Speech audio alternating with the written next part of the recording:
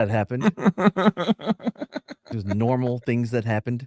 I corrected it.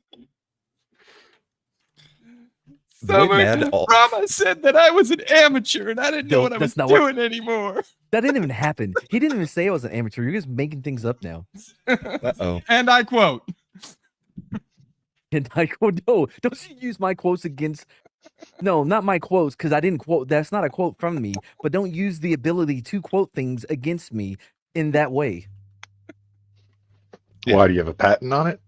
Welcome to EPAP or MadPap, depending on how you're reading it and if I ever change it.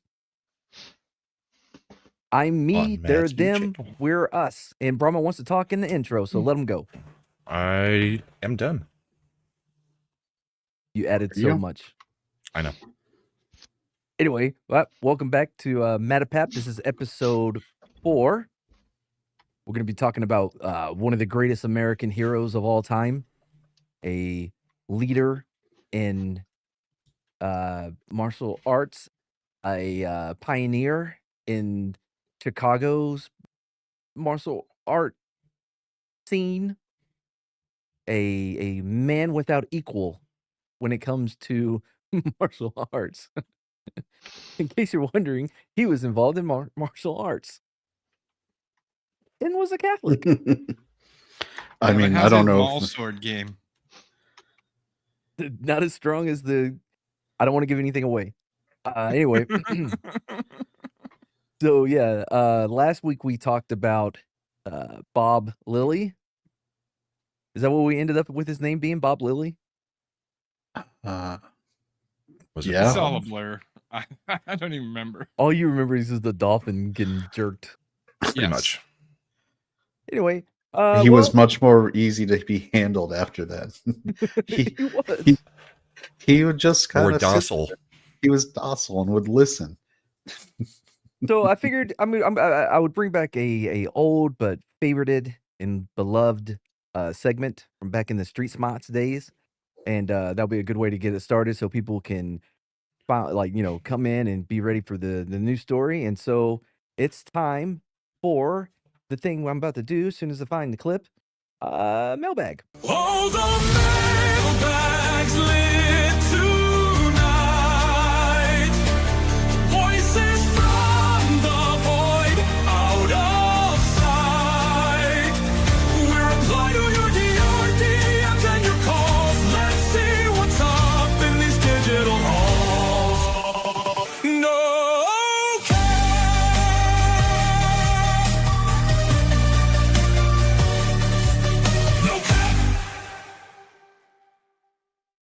All right, no cap. These are real emails. The music on these things has really been stepped up lately. Right? I like that one a lot. Anyway, I'm finding myself enjoying it more than I should. Hey there, Small Time Republic. You're just in time for mailbag. Now, we don't actually have any emails, but if you want to send your emails down to, you can send it at mattcheesemo@gmail.com, or you can call 726-610-5357 and leave a voicemail, which is one thing that we do have. And I will go ahead and play that now. Well, look who has a new crew. It's Steve, by the way. Hey, Steve. Auditions were when? Nobody told me anything? I don't get any flyers in the mail about this? Anyway, hey, Steve. So glad that you guys are back. Well, not you guys. I guess so glad that Matt is back. He was the best anyways. I'm not sure about this new crew. I don't care for that imp guy, even though he doesn't say anything. I mean, shit, I could sit up there and just not say anything. I don't know why I never get any auditions or opportunities to be a part of the crew. That's fine, whatever. Little Chad, ugh.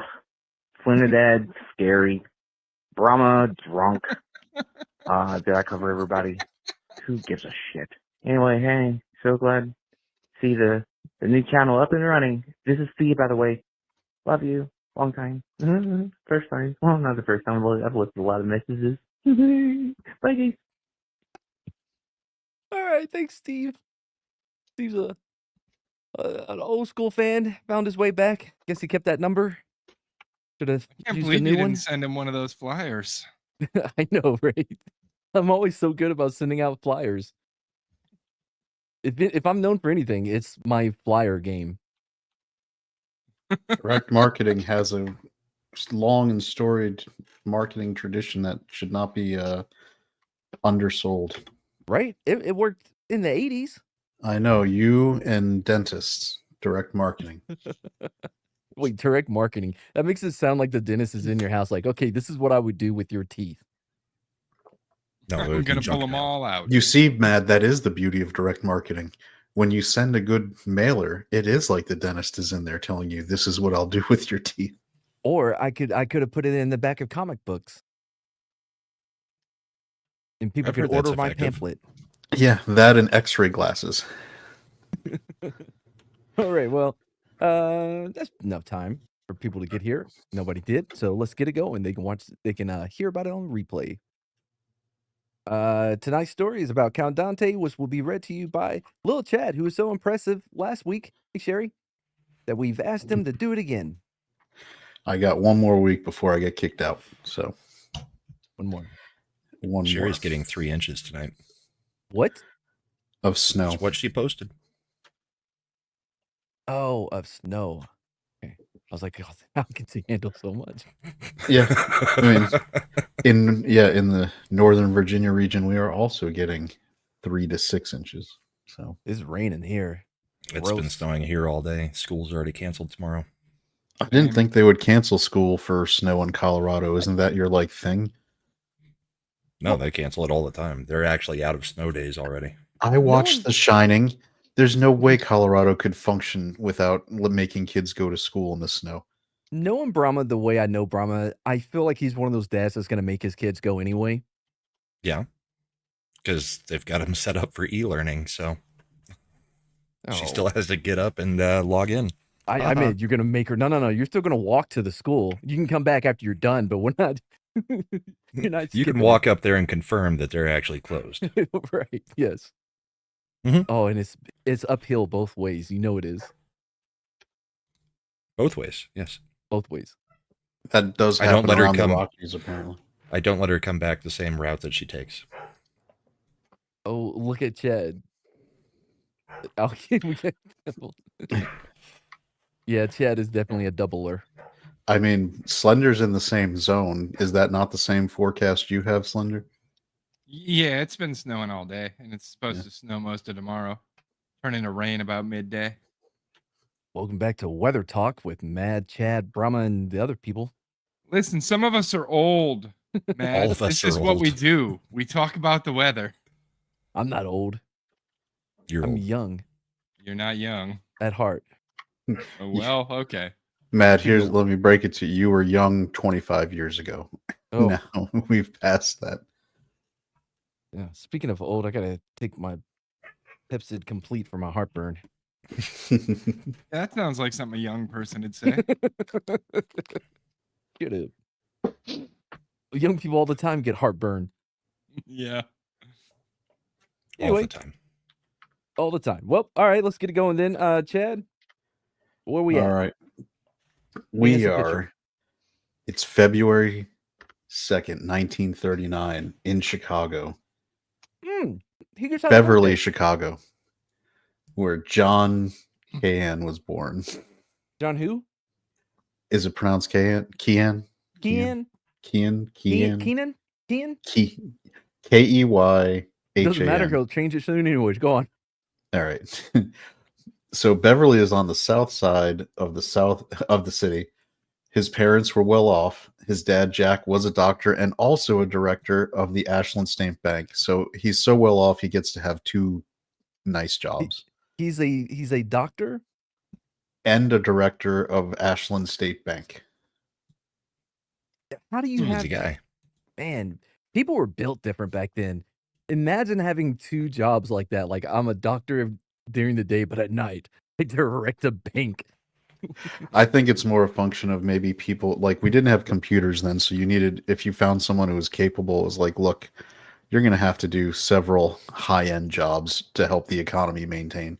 So, Well, I'm sure his wife pitched in.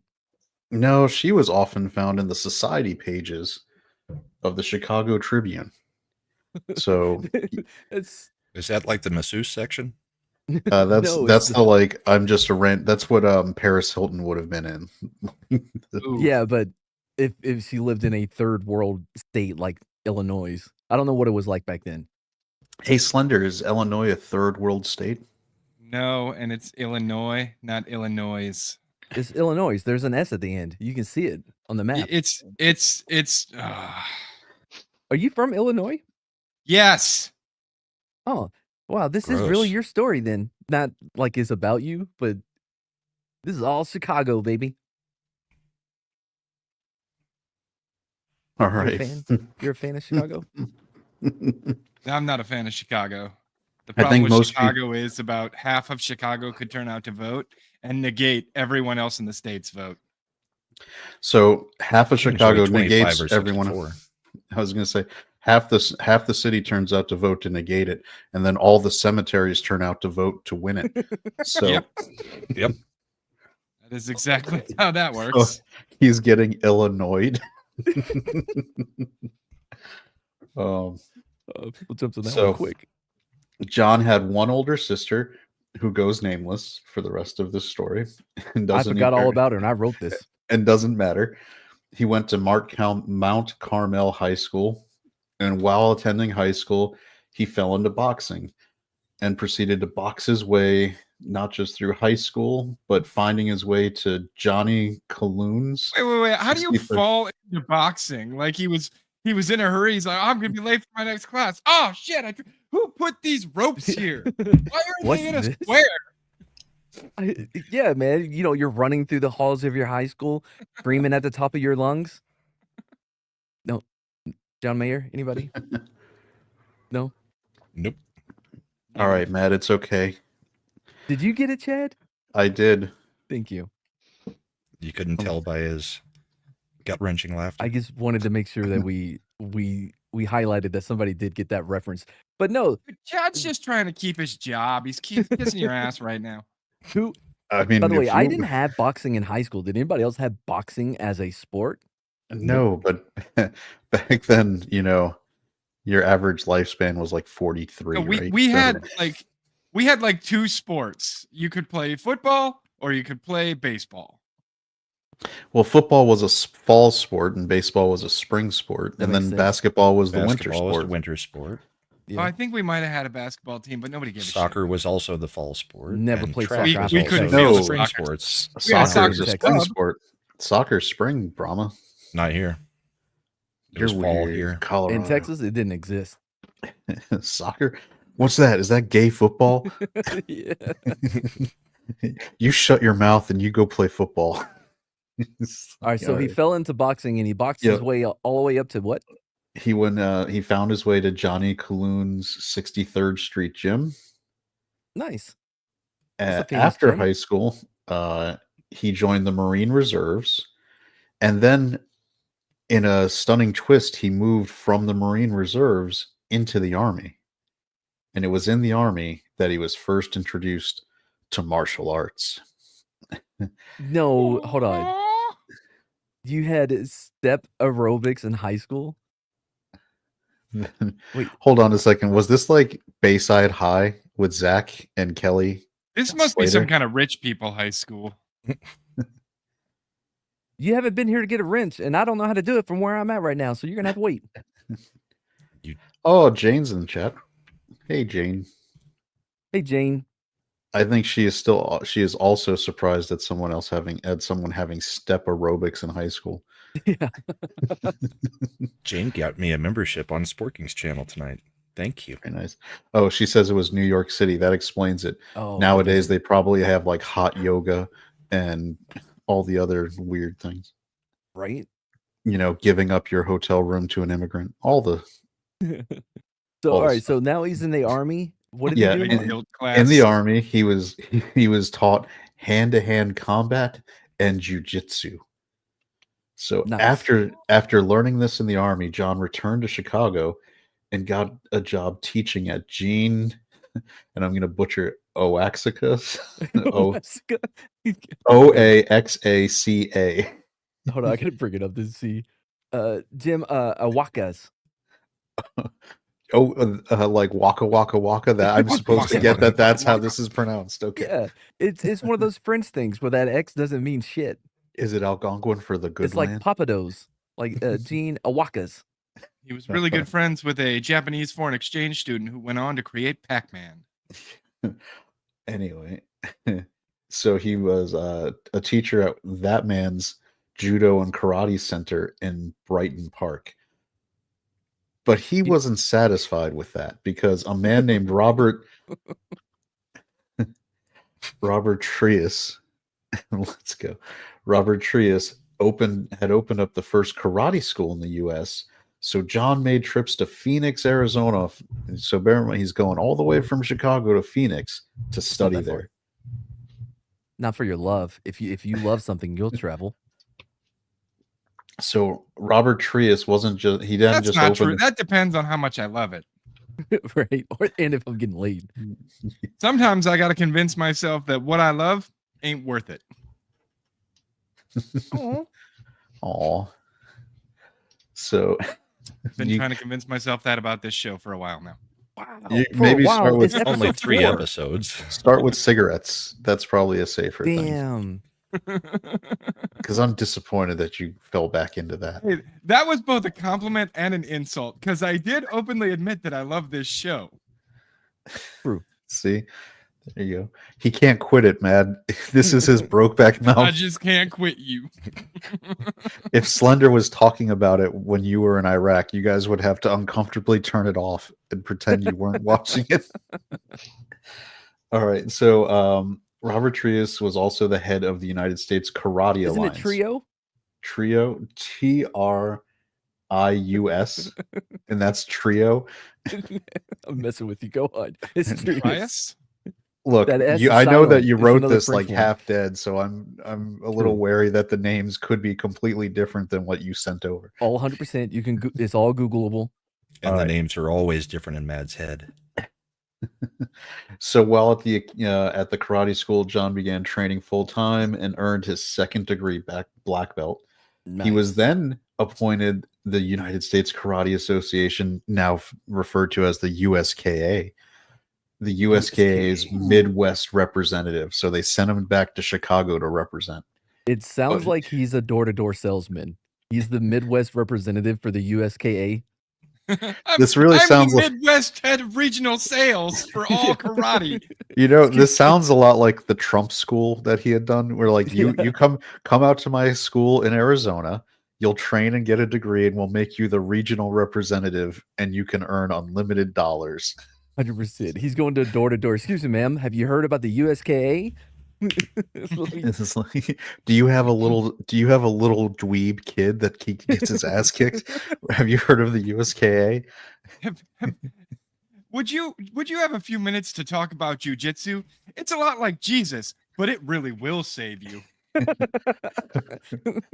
It's the physical manifestation of Jesus if you're being picked on by a bully.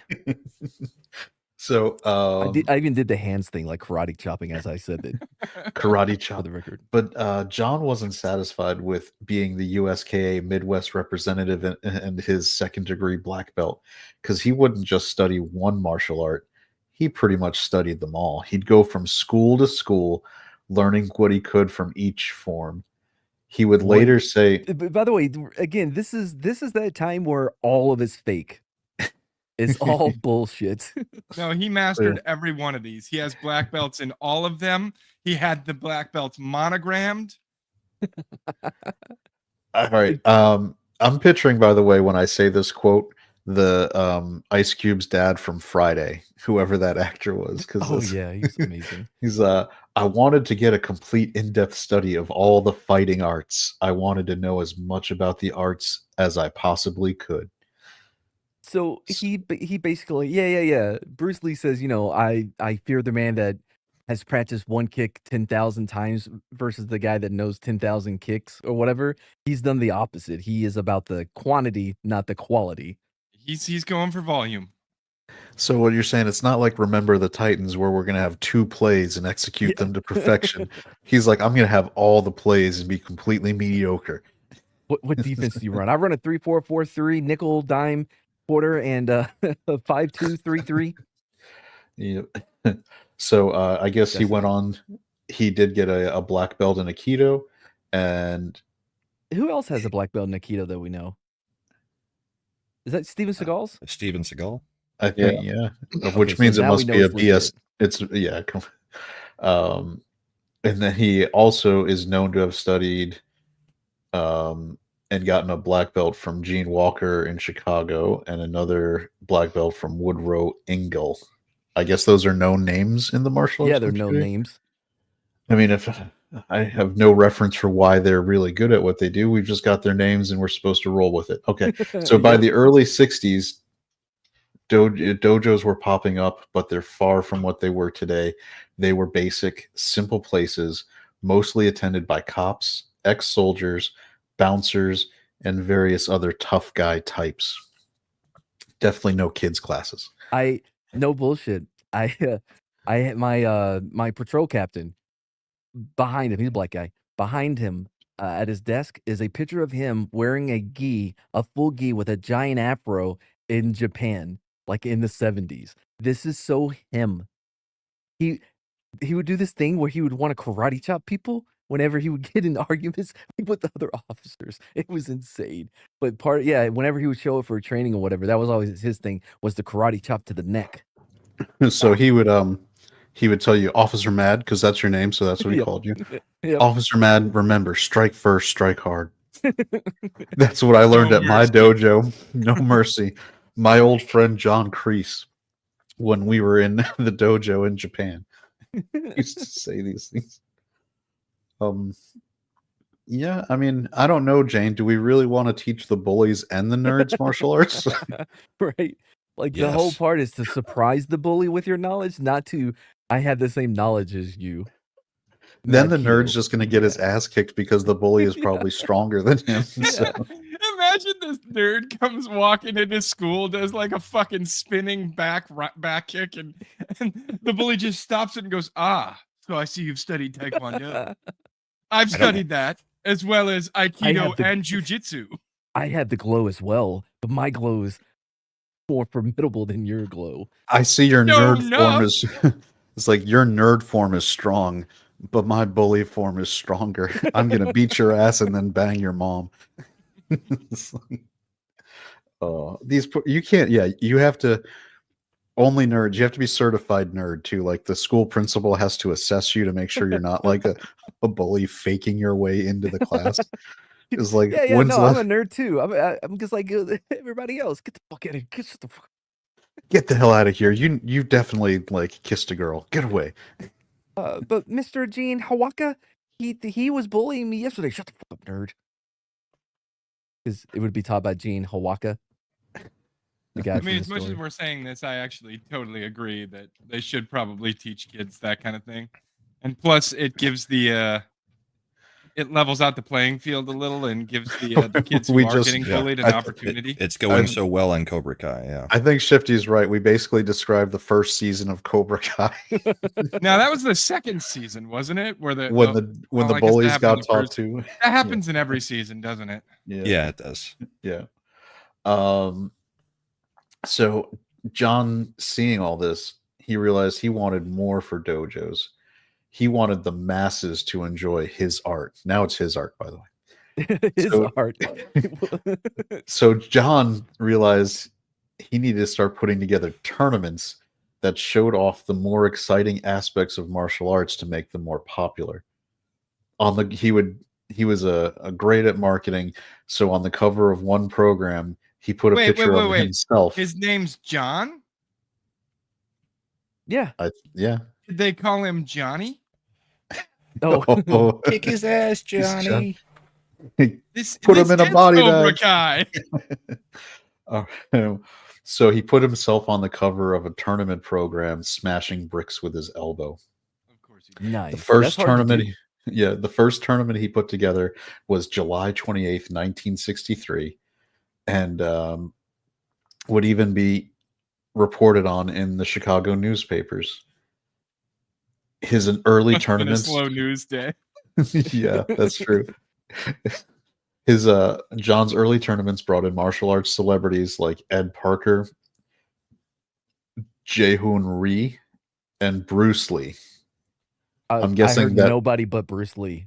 of those who you Ed said. Parker, Ji Hoon Rhee, and Bruce Lee. Okay, so Bruce Lee and 2 other guys. Sounds right. You're the one who did the research. Shouldn't I you don't know who they are? Okay. Ed Parker, He didn't blacks he out do when the he writes Price is these Right? things. Matt enters some magic zone where Goes he into just a pulls this trance. information. All right, but even though he had celebrities the likes of Bruce Lee, we'll just say that John wasn't too bad himself. He could sidekick or punch a brick and a half. That may have been a Although- brick into brick. Go on. That Okay, would well, make more sense. it's hard because sometimes they put multiple bricks. In fact, I think nowadays people doing martial arts can break more than one brick at a time. Dude, Well, I mean, those breaking bricks, like you could probably do 3 or 4 of those if you were any good. Might as well Yeah. be sandstone. Wait, hold on. What do you mean by those breaking bricks? They're not talking cinder blocks. There are bricks and boards specifically made for breaking, and they break a little easier than like But if you were wouldn't just that kicking a undermine the 2x4. whole point? I guess. So does making the boards out of balsa wood, but we don't complain. We just go with it. Yeah. Well, I'm gonna start complaining now that I know it. Matt, it's like, in wrestling where the tables are already kind of pre-cut a little bit so they snap in half Yeah. exactly. Man's like, No. I've been breaking real bricks this whole time when I didn't have to. Right? That's No exactly wonder what I my meant. hand's always bleeding so much.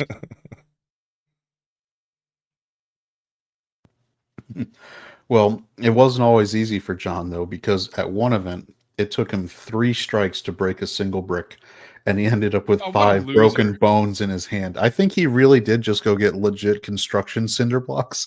I feel like he is so bought in to his own hype that he probably did try. He was like, no, bring out the real bricks. I'm John Keehan. I'm John No Hand now. God damn it. Why did that get me? I'm I don't embarrassed. know. John No Hand. So he broke 5 bones in his hand, but the next day he was at his dojo with a hand in the cast, still working. Fuck yeah, bro. It's reinforced now. I'm gonna go after the bricks again. Like they're his rival. I'm gonna get those bricks. Come on, man. Just let it go, dude. Just let it go. No. They got the better of me yesterday. Ain't gonna happen Fight's again. over, man. Just let it go, man. Throw in the damn towel. Any given Sunday, you can win or lose against these bricks. They're all state. Be careful with that brick. It's worth $1 million.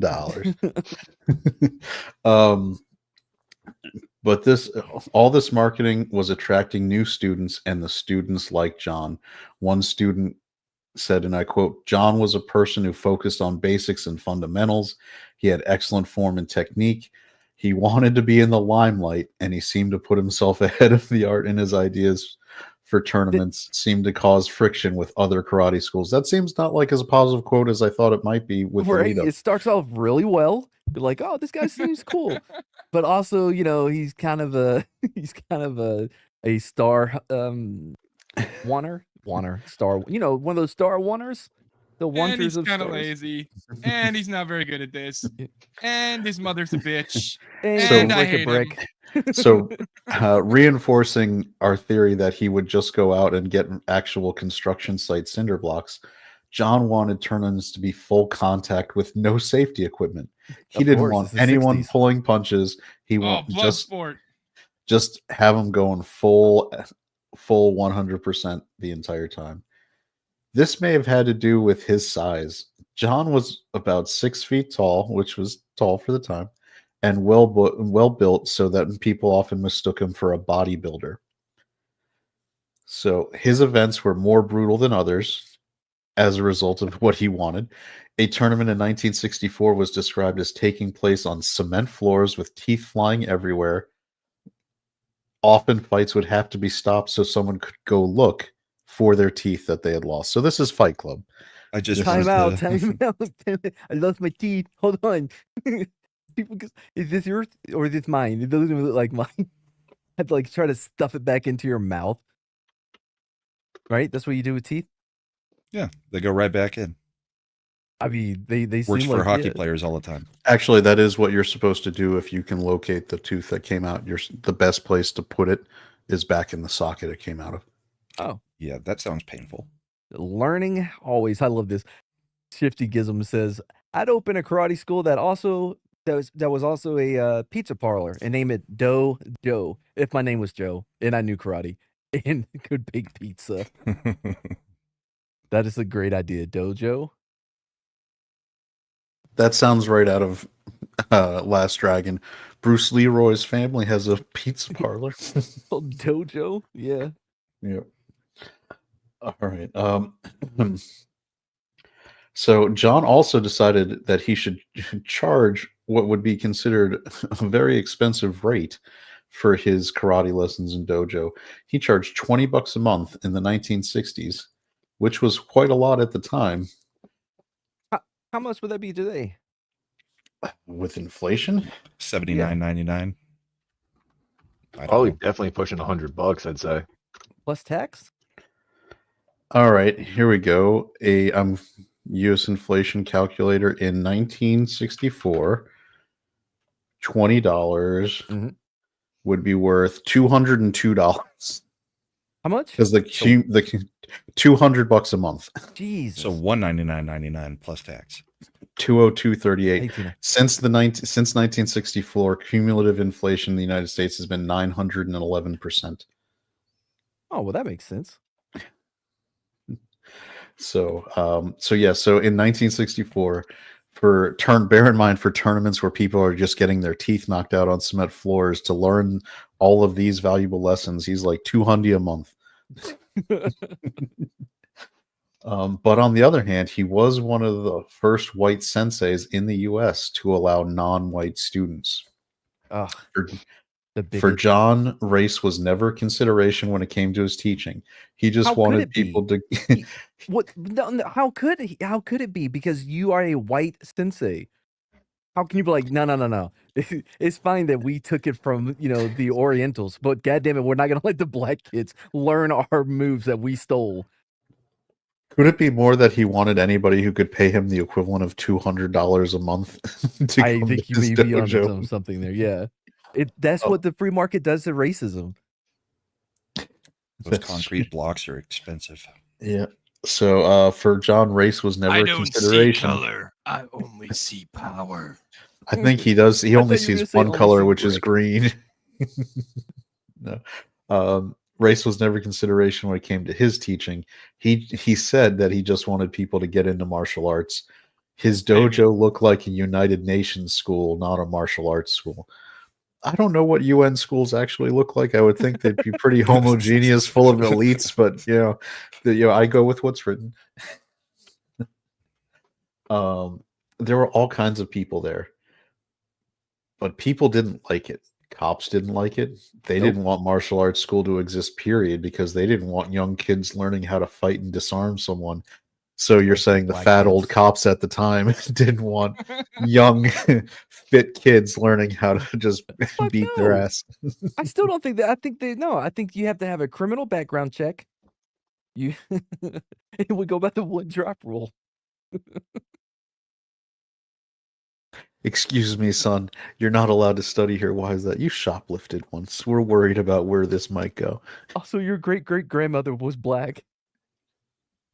Oh, no. Whoa. Like... Whoa. Whoa. I don't know if I signed up for all that. Apparently, Matt is trying to... You did when you agreed to the one drop rule. I never agreed to that. You just did. Matt is trying to come up with a compromise to allow octoroons or lower. We can go on. Please. Well, this whole section is not going to be good for you, Matt. No, for me. He'll edit it out. This is live. All right.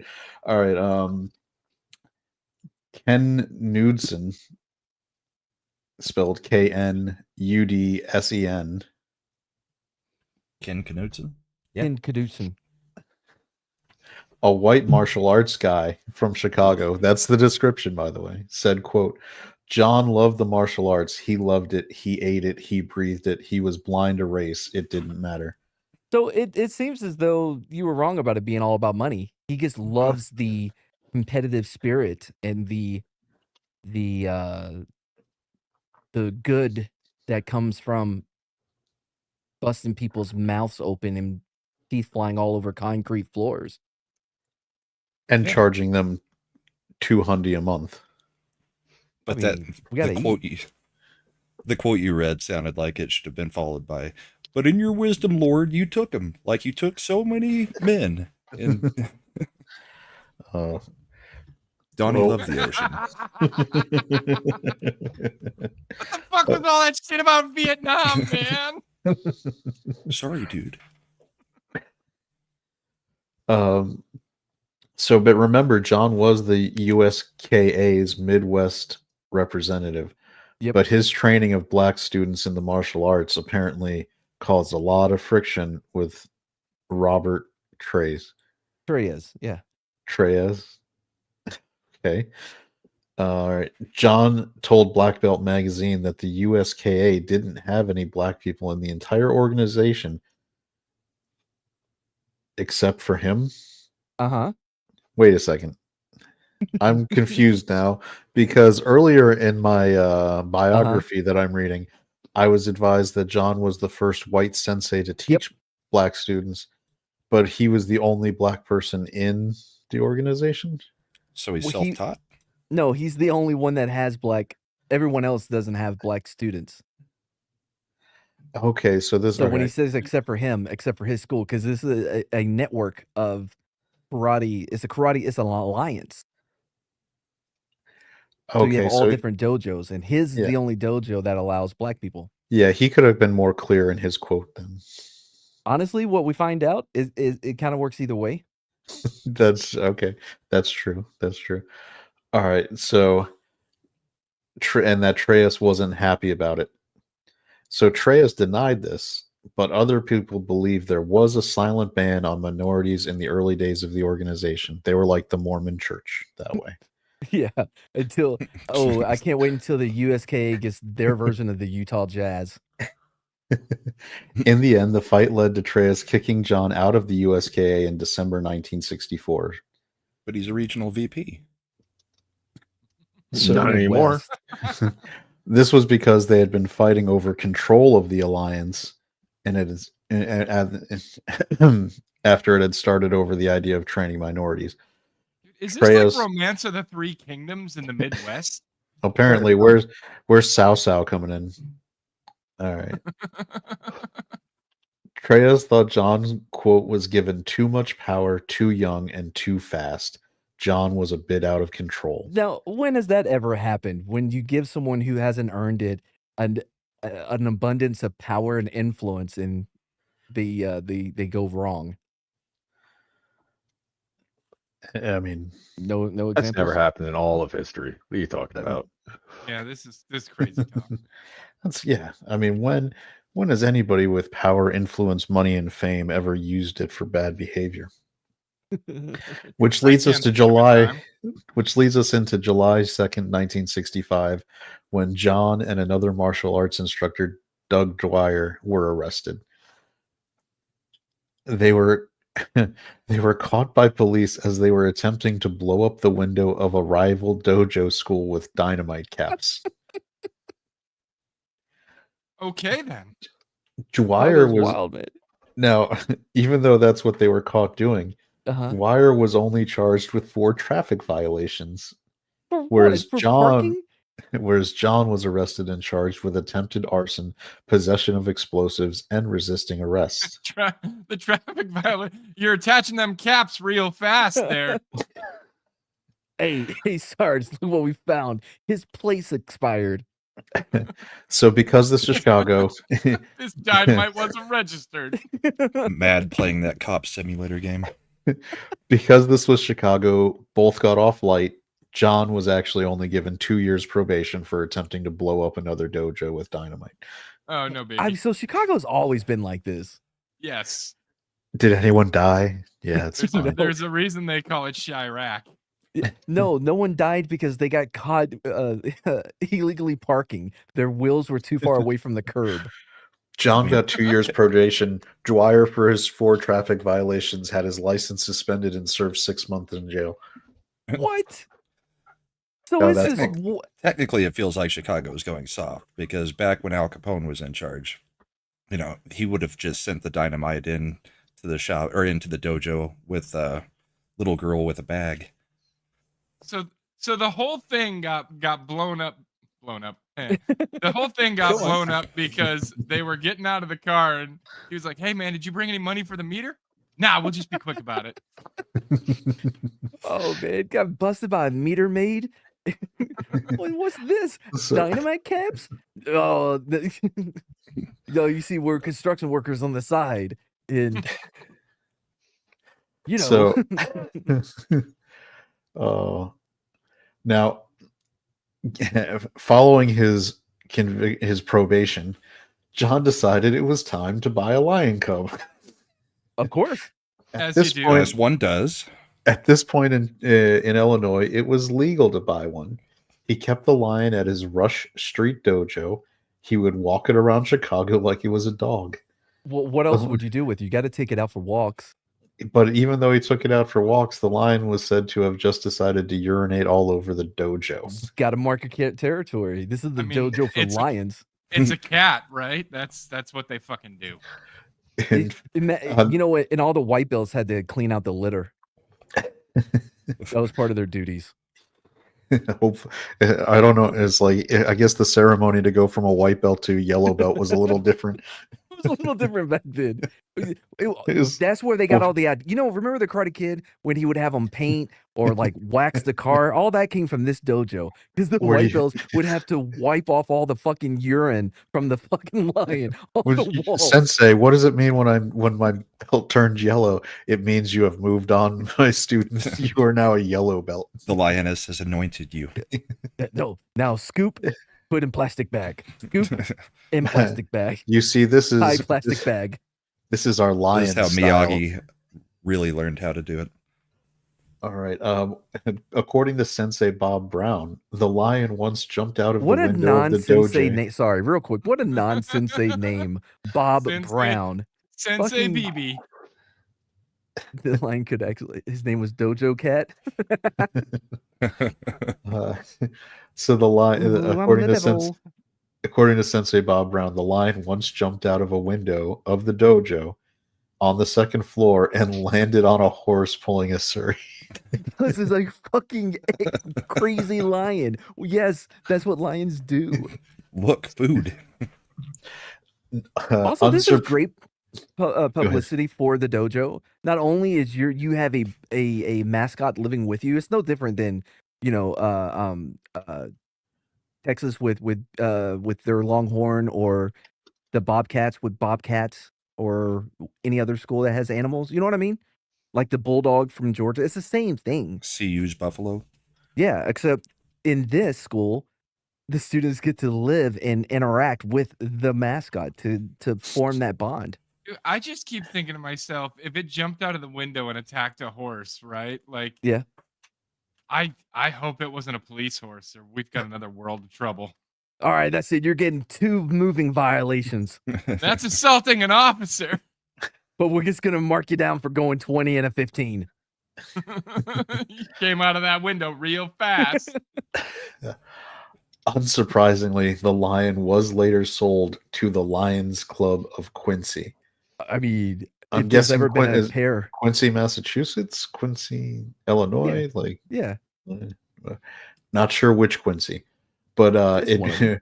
it did soon bite the mayor of Quincy during a Lions Club event. So the lion, surprisingly was not well trained or behaved. It did just fine riding the horse. They were like friends. It's just a little horseplay. Being the master of promotion that he was, in 1967, John bought a bull from the Chicago stockyards. As one would. In his next exhibition, he said the bull would be killed with a single blow. He would Oh. drive the bull around Chicago on the back of a flatbed truck with signs hanging off that shouted, the event. So he's gonna kill the. No, John wouldn't be doing the killing himself. Oh. He handpicked one of his best students to do it. His student's name was Arthur Rapkin. This does not sound like a kid who can handle this. No, there hasn't been a badass author since King Arthur. He was in 5th grade at the time. So who are you going to get to do that, John? Oh, Artie Rapkin. Artie. Yeah, I got him. Just let me at him. Let me at the bull. I'm gonna I punt him. guarantee you, this kid had those black, like thick, Absolutely. military glasses Taped with in the the middle. tape in the middle. Yep. One of the prongs, whatever, for the ears goes a fork. Yep.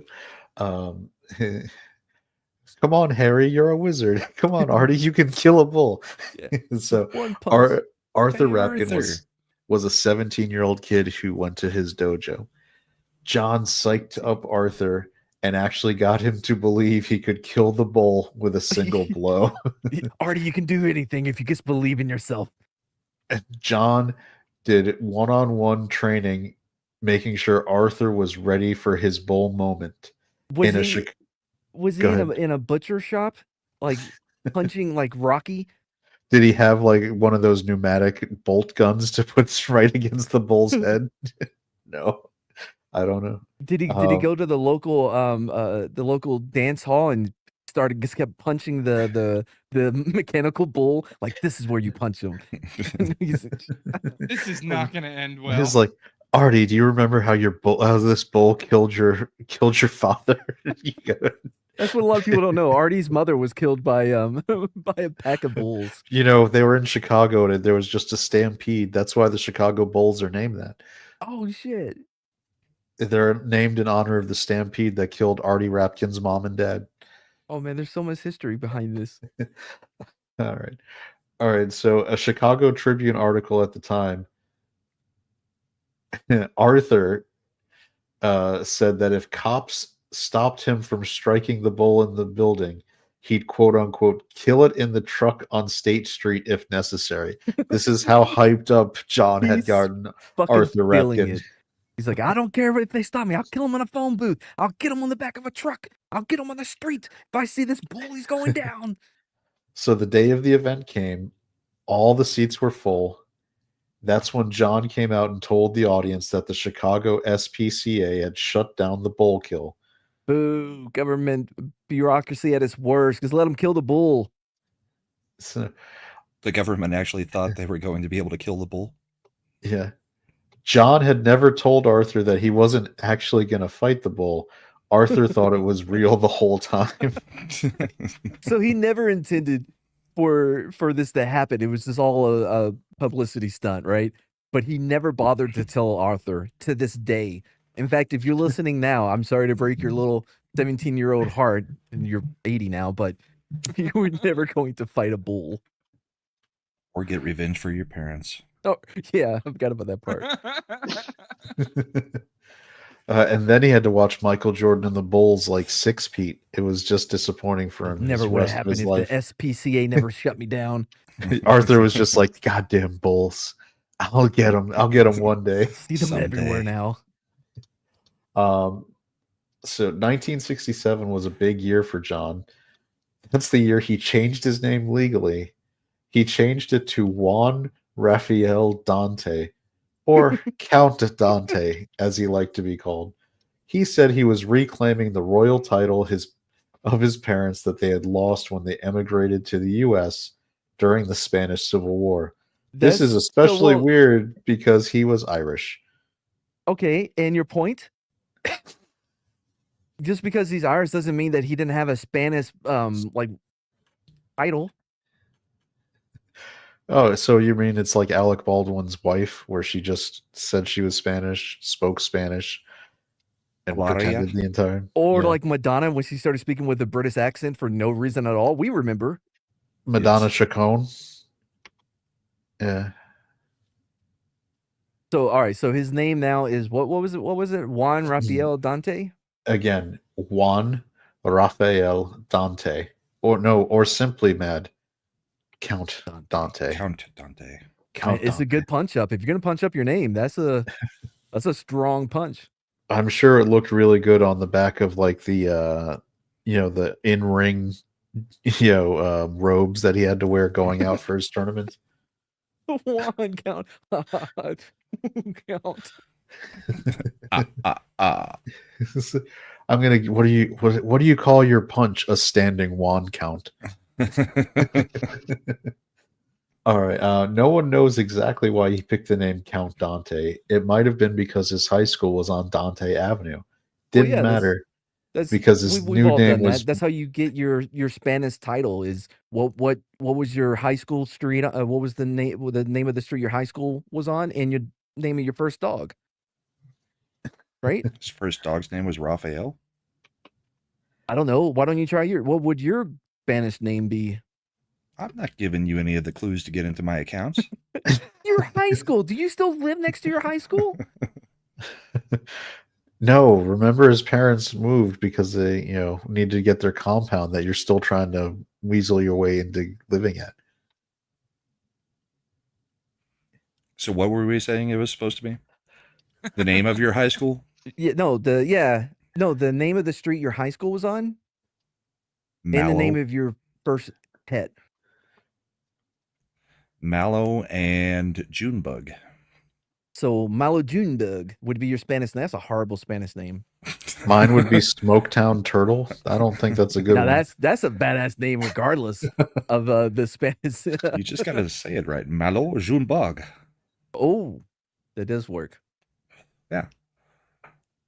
Mine would be Highway 31 Blue. Blue what? Convert that to Spanish. Just Blue. He was a blue healer. His name was Blue. Azul. Highway 31 Azul. Yeah. As with Juan. I don't know What why is I went 31 French in with mine. Spanish? Tre Uno. Tre Uno Azul.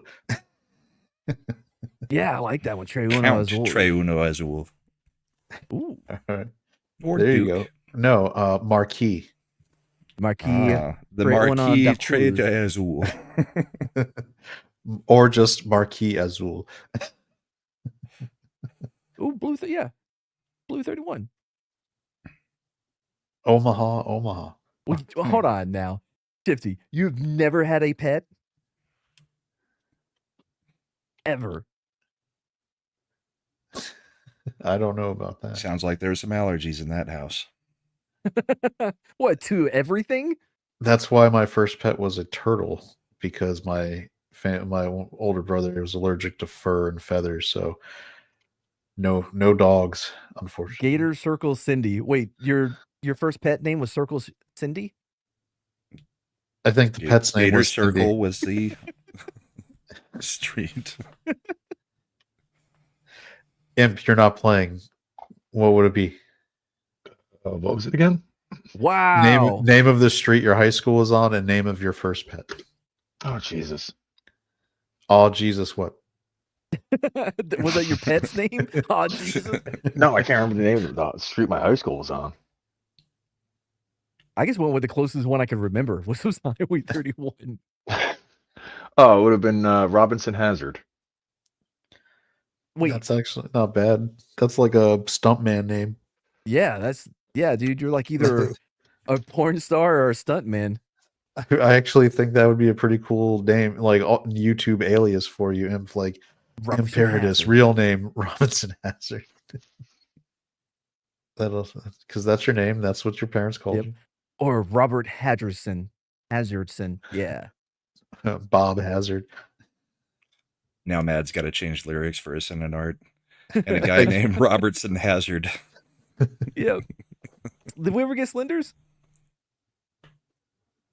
I don't know he- that I want to yeah. answer that, but Wait. Oh, you're afraid you're gonna get doxxed if people find out your pet's first name, your first pet's name? no. Street your high school was on and your pet's name, right? Yeah. Yeah. Franklin Frisky. Oh, I see why he didn't want to answer. Franklin Frisky. Duchess. Franklin Frisky. Yeah, that worked out way better than I had. Imagine when I first started, I'm like, oh boy, because mine was Highway 31. Yeah. Yeah, that's the problem with Texas, right? They just have those long stretches with numbers. That's the problem. All right. We established that this was weird again, by the way, because he was Irish. It is weird right. that Irishman would suddenly be Count Juan Rafael Dante. Sometimes you forget them. You forget that you come from Spanish royalty. Maybe he The- was actually a Spaniard and he had just bought a square foot of land in Ireland off of the internet. The first Because then you get a museum in lord the or lady world. title. That's true, and it's all official, Mm-hmm. along with the And knives. not any YouTubers had to get in trouble for those ads. It has already begun. Yeah, that was quick. All right. Let's see. We should have just listened to you. All right, but none of this mattered because this was a much more exciting name than John Canyon. He also it managed to boost his stage presence at matches. In Of order course. to continue to boost his presence along with his new name, starting at a tournament later that year at Lane Tech, he came in wearing a cape and holding a cane that had a lion's head on top of it. As you do. So I mean, he's I've- gone. He's I've got gone a cane full. with a bull's head on it. He's full Huggy Bear pimp now. Is what he's. I gotta give it to this guy. He just does what feels right. Yeah. And I gotta give him some credit for that. Oh well, there's more, because his hair was now curly and jet black, with a 'Cause he's neatly, Spanish. and he also had a neatly trimmed beard. But most noticeable was that his face was red.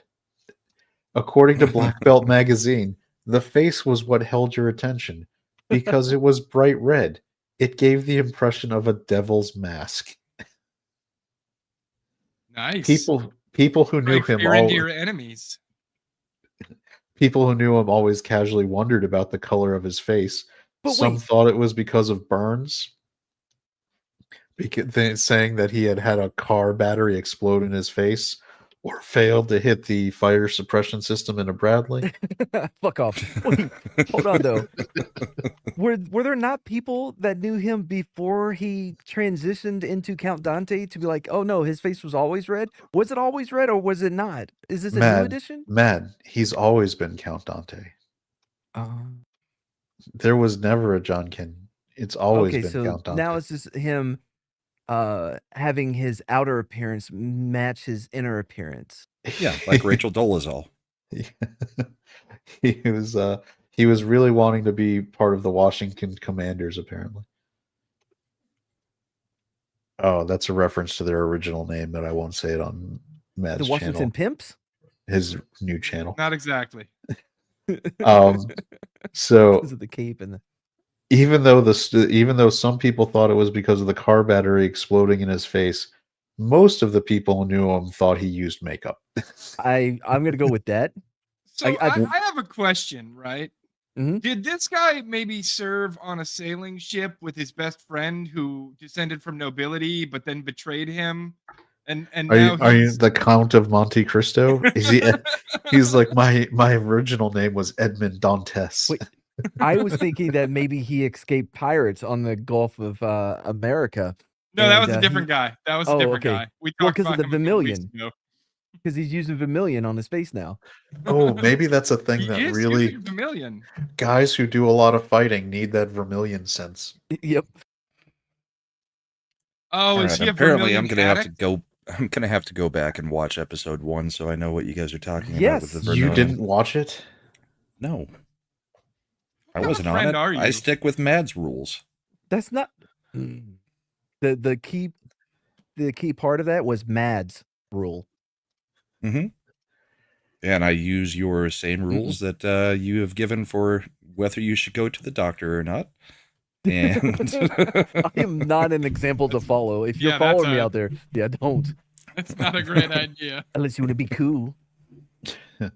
Never consider anything Mad says to be legal advice, medical advice, financial advice, or Yeah. good advice. I strongly agree. but I've which remodeled means my whole you life have- around that. I strongly agree, which means you shouldn't agree, which means I'm winning.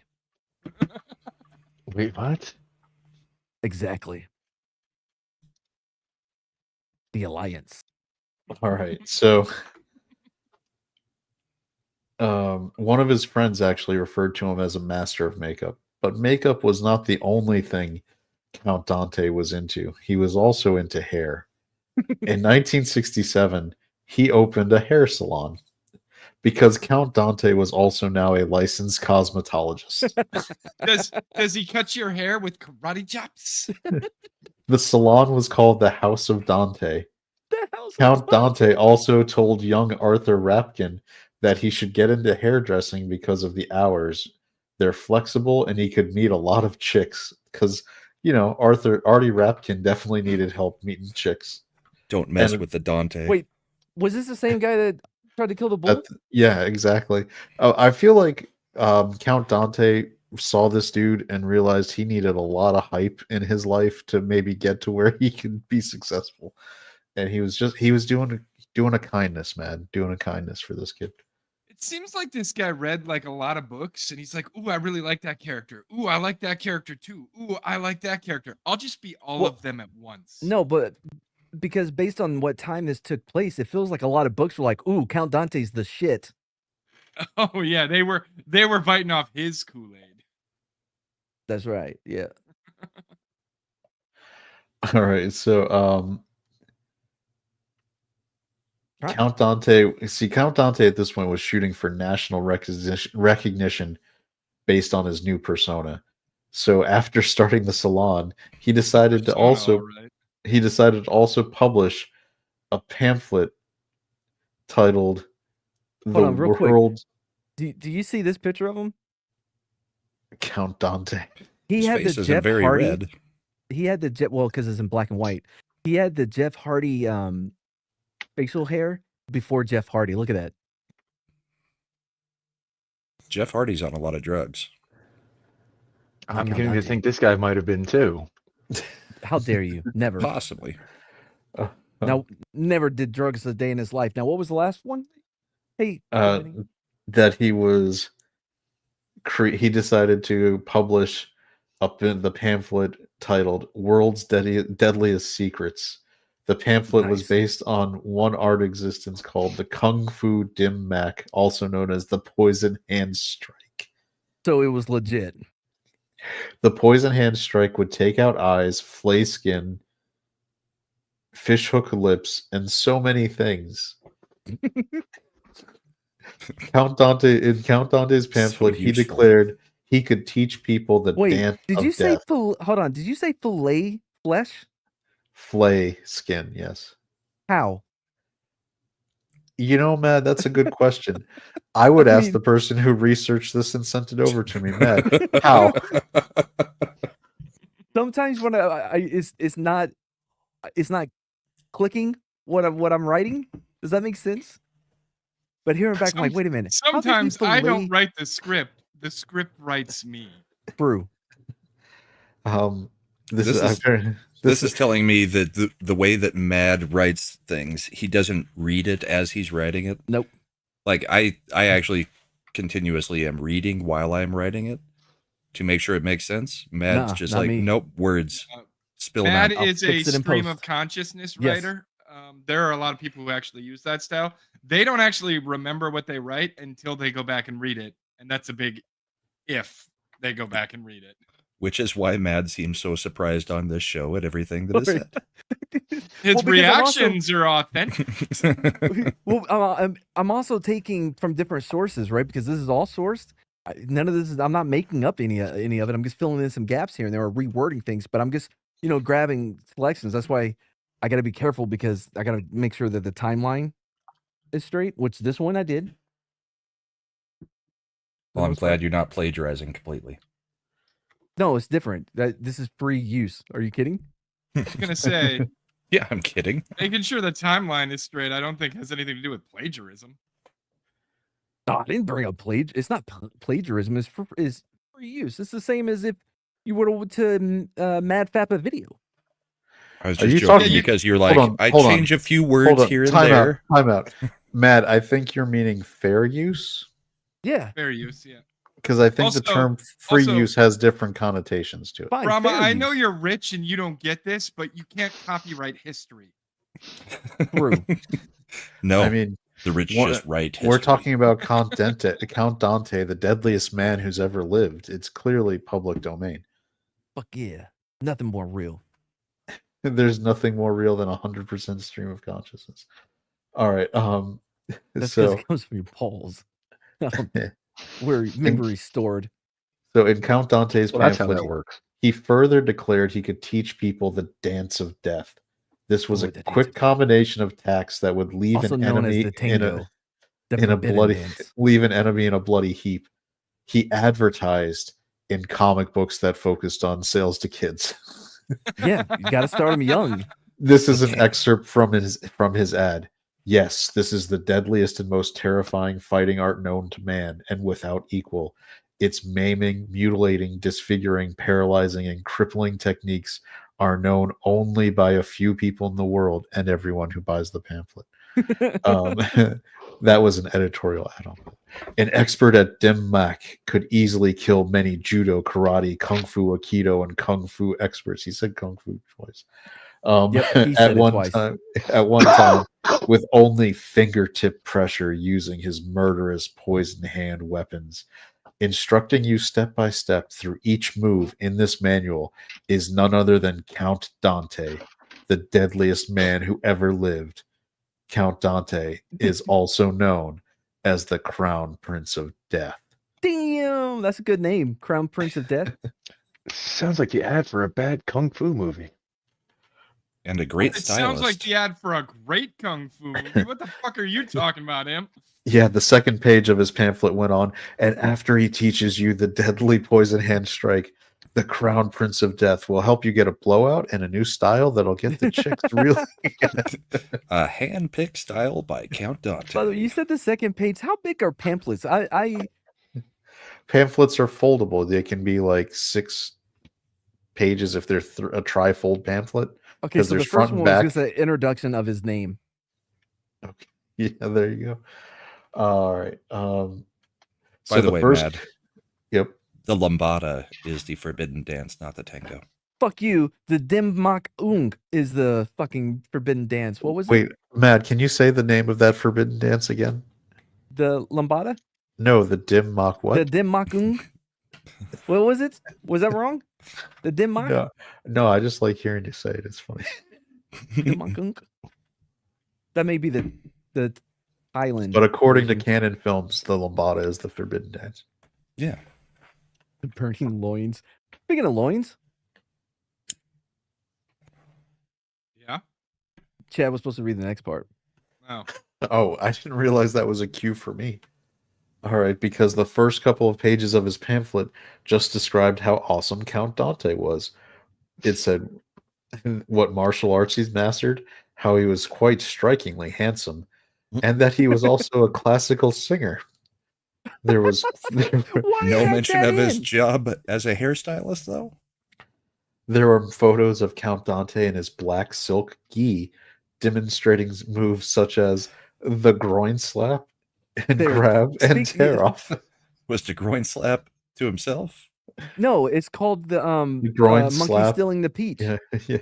Which was also called, quote, the monkey stealing the peach. Yes. Crazy as it all sounded, there were legitimate things one could learn from the pamphlet. It Same did- shifty. Hold on, real quick though. There's nothing worse than thinking you're gonna get a boob in a movie and you watch the entire thing and nothing. And then you turn on just one of the guys on HBO, Right? and you're very happy at the end. There Some you go. boobs could stick with you. Those have stuck with me. It's The- true. The just one of the This guys truly ones were is a like stream the on Mad's nicest new channel. Yep. Yeah. He just complimented boobs. I mean, wait. Yep. Sorry, my instinct was to go gross, but I forgot. I'm turning over a new leaf. I'm a boob guy. You're different on your channel. But you forgot. No, it's the power of the just one of the guys' boobs. They were that good Yep. that everyone on our age demographic is just like, yeah, I they were remember good. those. I remember How those. does he They were keep on those hidden HBO the at like whole 3 movie? o'clock every day. I was so pissed off at the movie Milk Money too. That you didn't. I get remember boobs? that one too. Yeah. Yeah. That was the I whole st- premise of the movie, was that you were going to see a I boob. I stand by my assessment that the movie Milk Money is why we have so much of a certain type of adult Oh. entertainment today. You're right, because that Hey, was his stepmom. If I pay you money, what will you do with her? Plus, she was kind of not smart in that movie, so she could have got stuck in a dryer. Then a bowling tournament? Forbidden. Yeah. Mhm. All right. So back to the legitimate things you could learn from the Right. pamphlet. Of course. It did teach you that his single blow attack might not work. I hope Arthur had been told that. I wonder what Arthur said when he saw this pamphlet and was like, "Wait, the single blow attack doesn't always work? You're going to have me kill a bull with this."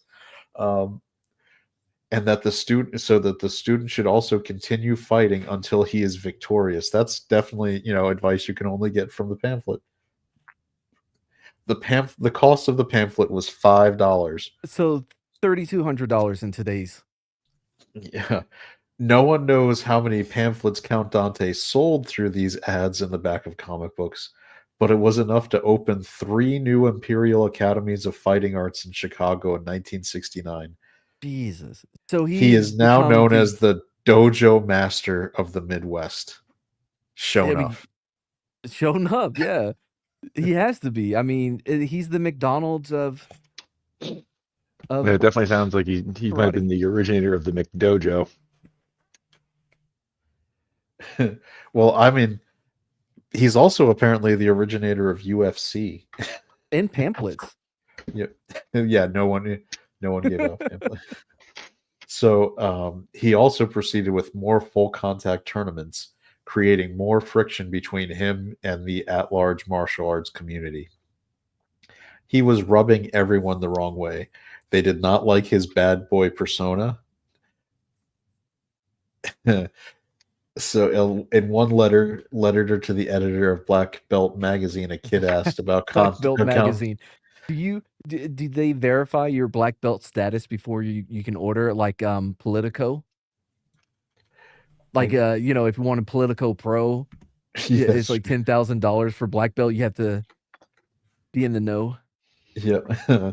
So in a letter to the editor, a kid asked about Count Dante's background, and the editor wrote back, Dante had once been a promising karateka who was now a charlatan. Ooh. A few months later, Black Belt sent a writer to do a story on him. I'm not sure if Count Dante should have thought that this was going to be a positive story, given what the editor had just answered. So when Dante met the writer from Black Belt magazine, this was the exchange. He got a good grip. You want to go out on the floor? I'll get to the pictures later. I don't mean that. Do you want to go out on the floor and fight? No, to tell you the truth, I didn't think so. After the, so basically Count Dante threatened the writer to right when he came to the dojo. After the writer asked one of Dante's friends if he always came on like that, the friend told him no. The Count was just getting fed up with the martial arts community. And quote, if you'd go out on that floor with him, he would have crippled you just to prove his point. Oh my God. What was his point? Fucking hate writers. And if the writer had been affiliated with any particular style of martial arts, Count Dante wouldn't have even spoken to him in the first place. It's weird that he would have crippled him if he didn't know anything, but if he knew, then he just wouldn't talk to him. Well, that's interesting, Matt. That's because Count Dante didn't believe in established styles. Oh. In a lot of ways, he was like Bruce Lee, who thought being too married to one form was not great. Shifty is telling a whole story in the chat, and it's all coming back to where we started. So the lion attack thing, wasn't that part of a something they filmed where they lived with lions, like they were in a treehouse? Melanie Griffith? Yeah, and she got maimed by a lion during the filming of it. I think I'm right about that. I don't know. I didn't know about this story on Melanie Griffith until Shifty put it there. Knew it. Does that also explain why Dakota Johnson is stupid? Because that's Melanie Griffith's daughter. No Yeah. way, is it really? Yes. Yeah, Don Johnson That's and Melanie Don Griffith. Johnson and Melanie Griffith's I daughter. like Don Johnson though. Yeah, well, he likes dumb women. Don't we all? You know what I mean? I mean, no, I like smart women. It's my new channel. I'm Anyway, texting a certain someone to make sure she listens to the last few seconds. Nope. let's see. The writer has. All right. You should hear phone dinging right about now. The writer proceeded to ask Dante how many instructors he had studied under. He answered none, because I don't think any of them were any good. Well, that seems contradictory to our earlier parts of the biography, but we'll continue. I don't see how. He considered his greatest instructor to be himself. Count Dante liked to say, Hold The on. tough- I the would like toughest- some explanation with this laughter. So Count Dante liked to say the toughest people he fought were pro football players and pro wrestlers, quick, not I can't martial let it artists. go. Hold on, I can't let it go. Real quick. Abraham Lincoln, we all agree. Pretty cool dude, right? Pretty chill. Pretty cool guy. Taught himself law. That's Okay. no, Yes. that's different. You How know is what, that different? Abraham? He taught you know what- himself martial arts. He didn't teach him. Abraham Lincoln learned to be a vampire hunter by learning from someone else. He didn't just teach himself. He was taught by a vampire, in Yeah. fact. Or Whistler. I can't remember which one. No, his was a vampire. Wait, really? Is that true? That he was a vampire hunter and that Mary No, Todd that he was. wasn't I know he was crazy? a vampire hunter, but that he was taught vampire hunting by a by a vampire. What a dick vampire! Well, I mean, he was a closet case self-loather. Well, the Sort of. vampires were in the midst of a civil war. There were some vampires who wanted to eat people and some vampires who wanted to be nice to people. And it's not much different than Ramirez teaching the Highlander all the rules of being an immortal. Every Highlander was supposed to be taught by another Highlander. They weren't all Highlanders. There was only a Highlander. They're all Highlanders. It's a franchise. It became the name of the. They're immortals. They're not Highlanders. I was going to say, they all seemed like Highlanders to me. Yeah, Yeah, I mean, Brahma, you're awful hoity-toity for defending a Belgium guy playing a Scottish guy, being taught by a I'm just a Egyptian dude guy pretending to playing be a Spanish dude guy who's acting like another played by a dude. Scottish guy. Yeah. They're not all Highlanders. They're all immortals. The only person whose casting actually made sense was Clancy Brown as Kurgan. wait, hold on. Isn't it not every Highlander is an immortal, but all immortals are Highlanders? From the MacLeod clan. No, not Yes. every immortal is a Highlander, but all Highlanders are immortal. That's what I said. You said the No, opposite. because there's because his girlfriend wasn't immortal. She died. Well, yeah. I wonder why. Boobs. She wasn't a Highlander. Everybody She's from the Highlands is a Highlander. No, It's not stop it. Highlander. It's Highlander. That worked better in my head. She didn't pass the one drop rule. There you go. Soul Assassin got it right. I'm the Egyptian dude playing the Spanish guy who's actually a Scottish dude. You Spanish peacock. I am Juan Ramirez for. Uh-oh. Drinking me. Wow, we Uh-oh. Brahma. That she was. I shouldn't have notified her. No. There can be only one. It's not Sheelander. Gosh. Sheila. There you go. Yes. What? Move on.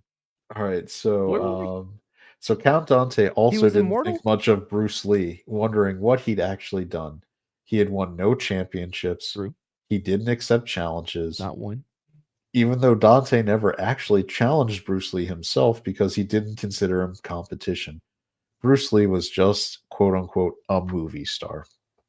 I mean, I don't They remember could play Bruce Lee ping ever pong being with in. them. I don't remember Bruce Lee ever being in any tournaments. There was that one where he played ping pong with the nunchucks. I'll tell you this right now, right? Bruce Lee, like, maybe blew my not the mind. best fighter in the world, but he was an amazingly good martial artist. Like, I don't know how good he was at fighting, but he was a solid martial artist. Are any martial artists actually fighters? It depends on the martial art, really. I mean, UFC guys. Yeah, but that's mixed. That's not It's like the almost pure- all jujitsu. Well, that's If you're a ground fighter, yeah. well, yes and no. There's a lot of them who are strikers, and that's mostly boxing. And kickboxing and stuff like that. Not a lot Right. of karate guys except Boxing for isn't martial what's his name? arts. But Yes, it is. Yeah, it is a martial art. Okay, not the Asian martial arts. Okay, Wait, well, see now wait. you're What's you're not getting an very Asian type martial art? specific. What's not an Asian martial art? Well, Boxing. considering Chinese refer to a lot of kung fu styles as boxing. Yeah. Like drunken boxing. They don't get to use our word. Wow. Pugilism. Okay, I'm confused now. Brahma's trying to casually racist himself out of this argument. Brahma's like, if I'm racist enough, I won't have to do this show anymore. Yeah, I don't have to justify it. I'm just like, yeah, yeah. well, I think Brahma took this story I'll say personally no to after the yellow bull was sensei. supposed to get killed. He's like, it's like It's they not were cool. trying to one strike a bull. I'm That not bull cool was with my that. uncle, you heartless fuck. If it I had don't been know. a bison, I would have been fine with it. An M bison. Nothing. All right, fine. I'm Oh, not I got gonna it. I was do that. waiting for Mad to say, we're going to let that one hang out there. No, Yeah, I I liked was- it. It was just, I was like, oh boy, did anybody catch my sensei joke? Nope. Because I said Brahma right. Brahma wants that white sensei, not the yellow. So Count Dante was also Catholic, which I mean, I guess corresponds to both his Irish background and his Spanish background as See, well. you can't tell. You don't know. You don't know which one's which. It He both. planned to go to Moody Bible School in Chicago to become The a Harvard minister. of what is it, Brahma? You know this. It's not Moody. That's considered the Harvard of. Theological seminary. yeah. What word are you looking for? Yeah, something like that. Seminary is the the Yeah. official education in theology. Let's see. There's Moody. What's the other big seminary? Don't know. All right. Well, we'll go say that Moody is the Harvard of. Anyway, go on. It would make sense. All if I right. remembered. In a shocking twist, his application was rejected. Why? Because he's Spanish? These racist mother.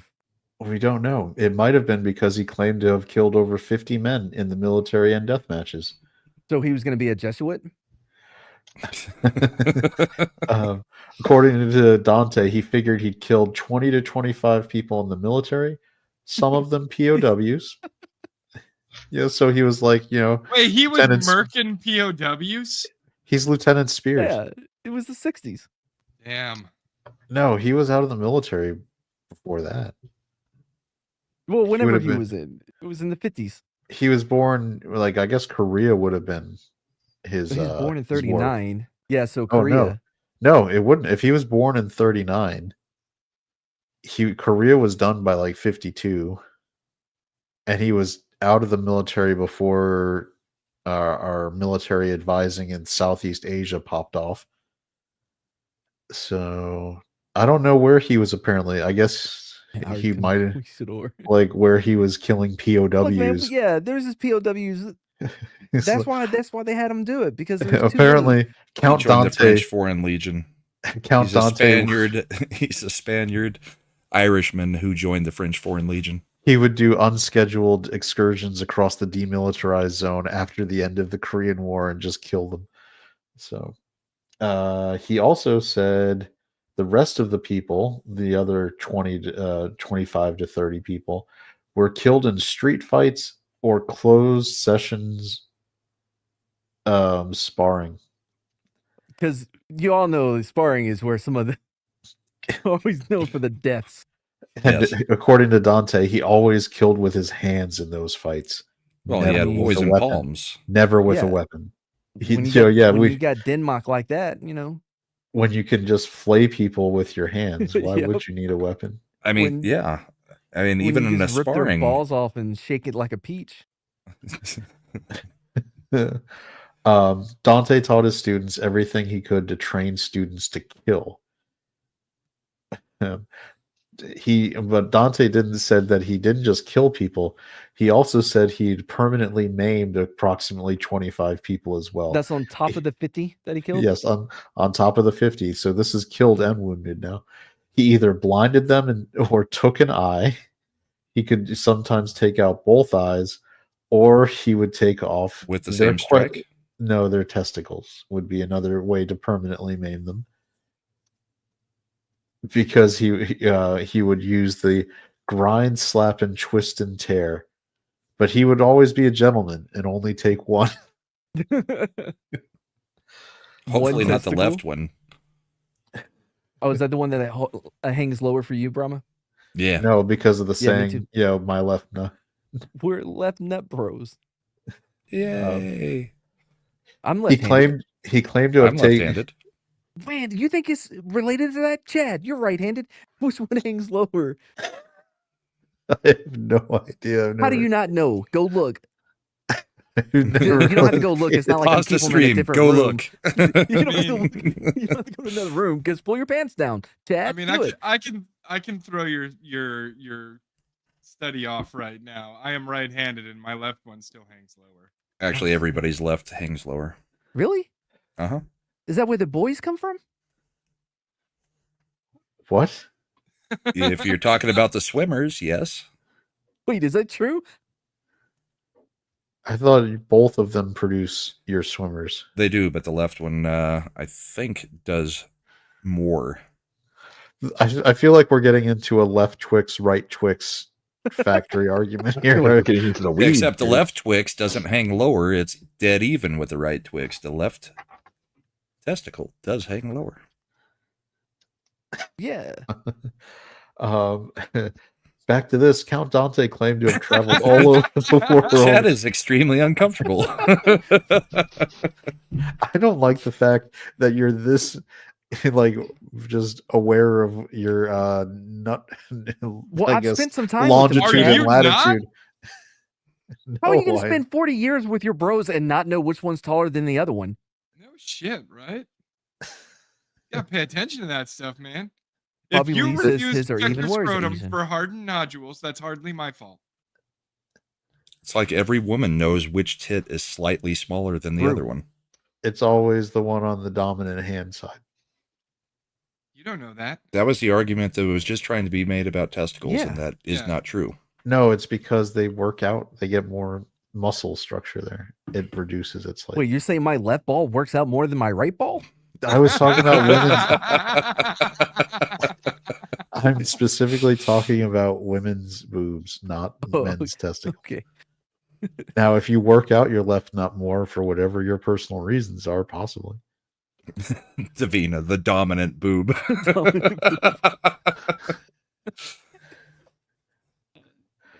So Count Dante claimed to have What the fuck traveled is he all over doing the. now? Dante?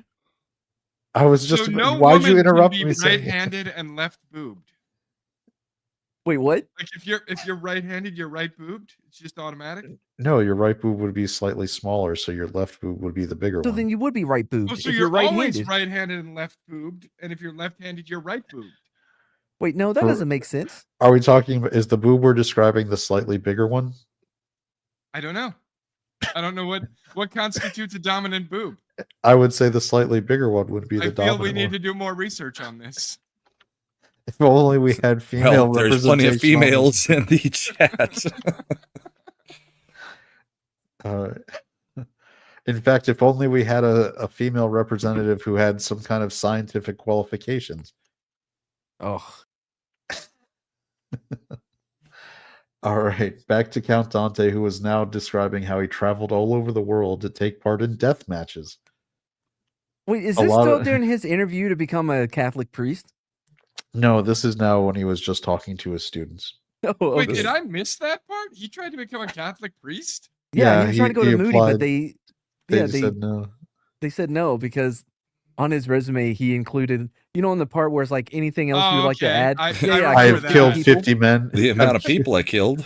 I've Yeah, I killed 50 men, and I've maimed permanently at least another Some of them were But POWs. he was a gentleman about it. And then on the describe more, he said, "When I say maim, I mean ripped at least one of their testicles off." Always the dominant one. All right. I'm doing my job for celibacy. He said that these death matches took place when he was in the military. His first death match took place in Thailand with around 700 spectators and 12 competitors. He fought an older man and killed him with a closed hand technique, a strike to the back of the head. In the So next match, he punched an old man in the back of the head. That's what he just said. That's what he's not just saying, he's bragging about it. So Finally, the poison palm works. in his next match, he tore a man's throat out. A lot of Count Dante's legends came from the death matches. Real quick, though, to be fair, the guy that he ripped the throat out, the dude just whispered to him, I used to fuck guys like you in prison. So he was justified. Okay. Roadhouse, anybody? Yeah. Hairstylist? I remember. Love that movie. That's true. It should be noted that the governments of Thailand and China say that no such events took place. Yeah, they can be believed. But even Black Belt Magazine believed they had been real. I mean, Frank Dukes told us that they happened. Yep. Several credible Far East martial arts experts said death matches did exist and they were still going on into the mid 1900s. They weren't something you would just enter like you were Patrick Swayze. I don't know why that was the reference we went with instead of Jean-Claude Van Damme, since that was anyway. So the death matches were secret and done as a matter of honor between senseis. The senseis would choose their best students to fight. Oh, so now we're into Mortal Kombat style territory. Well, it's more like the Bible, like with David and Goliath. Hold on a second. What? Or the beginning of the movie Troy. Remember that? Yeah, that one too. I choose to reference something that's actually a martial arts themed item, and you're like, no, it's more like the Bible. The Bible. Yeah. Well, he did want to be a Catholic priest. Yeah, it all ties in. Okay. Far East martial arts experts said an American would never have been able to enter at this time. But Dante said he bought his way in. You know what he should have said? I broke the bottom brick. Maybe I was about to say I thought he would use his mastery of makeup this way. With the yellow face. He's like, no, I've been here on my wife. So now Matt's trying to get canceled off of his own show. For that, So that there wasn't me. That was him doing it. So another issue with his stories of competing in these death matches is the timing of when they took place. Because when he said they took place, he was often known to have been in Chicago training, according to many in the Chicago martial arts community. At the end of the Black Belt magazine articles, the writer said the people who knew him in Chicago didn't think he would have fought in a death tournament because he had mediocre skills and his best talent was lying about his accomplishments. He was a black belt in that. Sounds like Steven Seagal. No, it sounds like some jelly fucking bullshit. I think it's jelly. That's all that is. Possibly, yeah. I can't hear you, Slender. You're super low. Yeah, you are all of a sudden. Oh, well, Windows just put me back down to 14. Well, how's that? We hear you now. Good. Weird. I thought you were going to say something. When do we get to the mall swords? When you said he was, people were jelly, I was like, possibly. It's a pretty jealous community. Man, how'd you Finally, somebody said the word jealous. Don't jelly? this jelly crap. Are you trying to hate on our Riz? Yeah. No cap. No cap. No cap. Man, you Delulu. I've run out of the kids' language. Are we about to get into like a Drake Kendrick Lamar battle over here? I mean, hopefully, because then we get invited to the Super Bowl for no reason. Are you going to wear an A minor necklace just to really drive home the point? They have our mic volume down low enough to where nobody actually can hear what you're saying. That was like the worst low energy halftime show. I mumble and do diss tracks. Yay. Okay. I don't mind diss tracks. I don't mind either. rap. But you're like you said, he was. It's not even. They weren't even good versions of his hits. Mm-mm. It was, All right, so anyway, where are we at? we He are has at hits. he's Oh yeah, Never- dude, for sure. DNA. Brahma. I know that music stops for you with Nickelback. Yeah. Damn straight. It's like, Nickelback and System of the Down. ooh, I know what we're gonna do Friday for trivia now. It's not gonna be Nickelback. Is this a song by Nickelback or System of a Down? Brah. Here's the trivia: Nickelback, System of a Down, or Kendrick Lamar. Which artist did this song? All right. So you're asking me not to show up Friday. I see. All right. He was quoting. This was now back to the part where he had been referred to as being a black belt and photographs liars. in my DNA. Sorry, go on. He was all right. Remember, they had just called him a black belt and lying. According to them, he was, quote, a once promising karateka who went the P.T. Barnum route. But it can't be denied that Count Dante rose in the ranks of the USKA until he was tossed out, and then established full contact karate tournaments in the USA. Black Belt Magazine stopped covering his full contact tournaments. Then in 1969, the magazine published a roundtable discussion with several Chicago instructors titled Storm Clouds Over Chicago. That's a good fucking title. That's a strong title. Also, don't be hating on Cool and Gang. They tore into Count Dante's tactics and his declarations, especially about his claim that he had taught 60% of Chicago's karate instructors. The Black Belt editor said, quote, that is one reason why Black Belt doesn't cover Chicago, because everyone's garbage. God damn, like Black Belt Magazine was salty as fuck. I think Dante's lion pissed in their cereal. I don't know what's going on. That's right. He owned a fucking lion. All right. Another instructor called Dante's tournaments amateur boxing matches. Fuck off. Sorry. I don't know why I'm getting so defensive. I was going to say, why are you getting so offended on Dante's behalf? The instructor said he had judged one and said he'd never do it again. He further went on to say people just came to the tournaments to see fighters bleed, and they usually got their money's worth. Well, then I'm not seeing why he's right. He's giving you, like, it's like saying, you know, we voted for a president to do things and then getting upset when he does what he said he would do. I don't know. I don't get it. So sounds like Black Belt Magazine is getting big mad at people trying to catch these hands. That's right. I'm bringing in more Gen Z slang. Yeah. It sounds really dumb when you do it, bro. Yeah. Translation is going postal and step off. Like he was so gnarly. Are you like George Costanza? You're like trying to say step off over in that episode of Seinfeld. It's great. So things are now heating up between Dante and other martial arts experts around Chicago. Then April 24th, 1970, Count Dante called up his friend Jim Koncevic. I'm sure that's this guy knows nobody with a normal name throughout his whole freaking life, except for maybe Artie. Okay, but if you think about it, right? Who's gonna get into karate and shit? Nerds, people that are bullied. And who get bullied? People with weird names. It tracks if you think about it.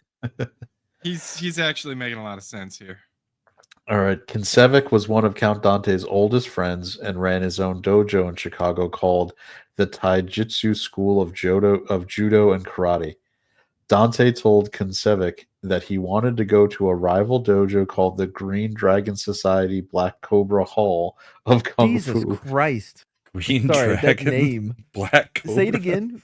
The Green Dragon Society Black Cobra Hall of Kung Fu. I mean, all right, there is a not insignificant chance that somebody's stream of consciousness typing might have got that name. The Green Dragon Society Black Cobra Hall of Kung Fu. Yes. half of your advertising budget is just going to be in printing of your name. You know what I mean? That's half the ad right there. It's just the name of your place. You I would mean, need I a think- really big sign. I think that name slaps. Oh my God! Stop, bro. Oh, boy. Please. It's just Now you embarrassing sound like my now. 16-year-old Slender. Every time she brings friends over, I start using their slang. She hates it. Why? Like, Oh, I don't dude, know. it is the easiest way to get a teenager riled up.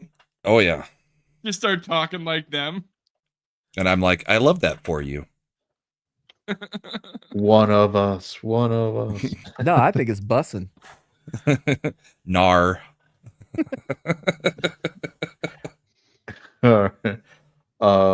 So Count Dante apparently had an issue with someone there and wanted to settle it. He told Kinsevich to get some guys together. They didn't know exactly what it was going to happen. Oh no. Kinsevich said, quote, "It's over abroad or something." Sorry, Brahma's Gen Z name is just Bra. Bra. It should be noted that that Kinsevich was known in the martial arts community for being an actual badass. Their mutual friend Ken Knudsen, who we I guess heard from earlier, Knudsen, Yeah. described him as a battler. He was notorious. He was legendary for getting into street fights and just mauling people. It turns out that Count Dante said he and his students had gotten death threats from the Green Dragons. That's a much easier way to describe them. Oh yeah, you mean the Green Dragons from the Green Dragon Society Black Cobra Hall of Kung Fu? Those Green Dragons? The Green Dragons, yep. His plan was to quote unquote level their entire instructor force. It's a fucking movie. Instructor force? Yeah. Yeah, bro. He's like, we're gonna cut the head off the snake, Or- Slender. Or as you Bet. guys in the finance world may know it, as their mid management. Lower That's middle just- management. That's just a straight shooter with upper level management written all over him. So Dante also brought along Michael Felkoff. Holy crap, we have a regular name Wait, I'm sorry, Michael Felkoff is a Yeah. regular name? compared to the other stuff we've been getting. Yes. Hmm. Yeah. Whom he described as, quote, an animal of a fighter with a killer instinct. So Count Dante first went to Combo breaker. Is that from Killer Instinct? Yeah. Was Yep. Jesus Christ, Brahma. How we much can shut it bourbon off have you now. had Alright. Yeah, tonight? we're dropping Killer Instinct. Fucking. He just said killer instinct. All right. So Count Dante first went to Kinsevich's dojo to pick him up, but he was disappointed to find out Kinsevich only had gotten 3 of his younger students to join this gang. He said of them, quote, 2 were only skinny kids who looked a little whippy snappy and were ineffective at karate, and the 3rd was a short, pudgy Claude. What's a Claude? Claude, as in like somebody who's, not athletic. You're a Claude. You're what would it be? Usually a big dumb idiot who's Yeah. kind of clumsy. Oh, okay. But in a compact form because he's a kid. But he still decided, I'm gonna take them with me over to Take them Black anyways. Hall. Well, yeah, That's dude, what- they could be a distraction. At the Black Cobra Hall, they received a behind the warning Claude. call from an anonymous tipper who said a bunch of guys are on the way to bust up your joint. The Chicago Tribune would say that it would later say Count Dante entered with his men, pulled out a deputy sheriff's badge, and said, "We're from the sheriff's office. You're Wait. all under arrest." No, that's not what he said. You misquote him. You son of a bitch. Now I gotta find it. I wasn't all right. Oh, this is real. I thought it was just I was Reading the cleaning it up quote that because you read. No, you right. no, I cleaned it up because I thought it was Mads Bad writing. He pulled out a sheriff's badge and said, "We're from the sheriff's police. You're all under arrest inside." I that is what he said. I made sure to put his actual quote because he said the sheriff police. All right. So, You know, all right. that real As one law does. enforcement. Well, you can't blame me. I've had to clean up a lot of other things, so I thought that was anyway. 6 dragons were inside, and the fighting started quickly. But how many How cobras were did they have inside? dragons in there? The green dragons. But they're in Cobra Hall. Wait, are you talking about the green dragons from the Dragon Society, Black Hawks Of the Black Cobra- Cobra Hall. of Kung Fu? Yeah. All right. So the fighting started quickly. A Black Belt magazine article said Count Dante struck first. He hit a green dragon, Jose Gonzalez, in the eye with nunchucks. This is, and I'm going to quote exactly. Well, go ahead. I was just gonna ask Slender. Now nunchucks, those are gentle in the eyes, right? Oh yeah, I mean, as long as you close them. Did he close his eyes? You got to close your eyes if you're about to get hit with nunchucks in the eye. That eyelid is important for for your defense. That's Now why it's I a- kept knocking myself out in Party Animals. I was going to say now. Closed my eyes. I was going to say now it's a Tuesday, so I want a picture for our people joining us from the gaming streams that Count Dante is running around like in Party Animals, swinging those nunchucks. So the eye was so fucked up that it would need surgery, and he lost some sight in it. Okay, so no, the eyelid did not. He had his eye open, dummy. That's an That's your amateur own move fault. right there. It's just asking for a cornea scratch. Meanwhile, badass Kensovich was ready to go. He hit a green dragon named Jerome Greenwald from behind and started wailing on him. Now everyone started brawling. Based on the name so far, it sounds like just a few white guys beating up a whole bunch of Honestly, minorities. it kind of sounds like it happened at a bar mitzvah. I don't know about a bar mitzvah. I guess some of these names are kind of Jewish. All right, I'm gonna fix Okay, this. just leave me hanging here. My God. Oh, we're gonna. I'm not saying that they're not allowed to learn kung fu. I never said that. Not once have I ever said that the Jewish people are not allowed to learn kung fu. It would make sense at this time that they would be more interested in learning the ways of martial arts. Mad, don't be ye. Oh, that's ye. All right. Well, no, right now you're basically at Candace Owens. We just don't want you to get Oh, the I'm okay there. Oh, yeah, that's true. Anyway, all right. So as everyone is starting to brawl, Felkoff, who they brought because he was known to be quote unquote an animal, just ran away. Now the wall of the building they were in was lined with weapons. And this is when Jerome Greenwald, who was fighting with Senchevich, pulled a sword off the wall and stabbed Senchevich in the abdomen. I don't like that Cobra Kai has basically just copied the story at this point. I Falcon thought said- Cobra Kai was an original. Okay, so Davinia can say this, and everybody's Yeah. cool with it. Mm-hmm. Krav Maga is the official martial arts of the Yeah, I Israeli know. Defense Force. It's true. Yeah. That is a I'm good not joke. sure if she intentionally misspelled jujitsu, but She did. That's got to be intentional. You don't unintentionally do that. Come on now. Well, I mean, autocorrect, bro. Who do you think makes it? That's right. Okay, now you're moving from No Candace. into comment. Ye. No comment. All right. So now we've got Senchevich in a pool of. All right. So Lasers. Felkoff said that all he saw was Jim in a big pool of blood. Why? He was using his judo trying to grab them, and he ended up getting stabbed. At that point, Count Dante yelled for everyone to stop fighting. So it really is Time Cobra. out. It really is Cobra Kai. I'm out. Wait, did this really happen? I've only watched the first season. Yes, this really Yes, happened. this has happened over and over. In fact, the guy from Karate Kid 2 Chosen literally goes into the back room and pulls a sword off of a wall in one of the God, fights. oh, really? Yes. Yeah. Yes. You know, in a gigantic room full of weapons. They just Wait, why start did they have to taking go to the weapons back off the wall. room? Well, because he was chasing down the other Oh, sensei. okay. All And right. that's where the weapons were, and the script called for the weapons. Yeah. Yeah. He You was couldn't using. you couldn't just kick somebody over a railing on the stairs and have them break their back again. You had to get weapons involved now.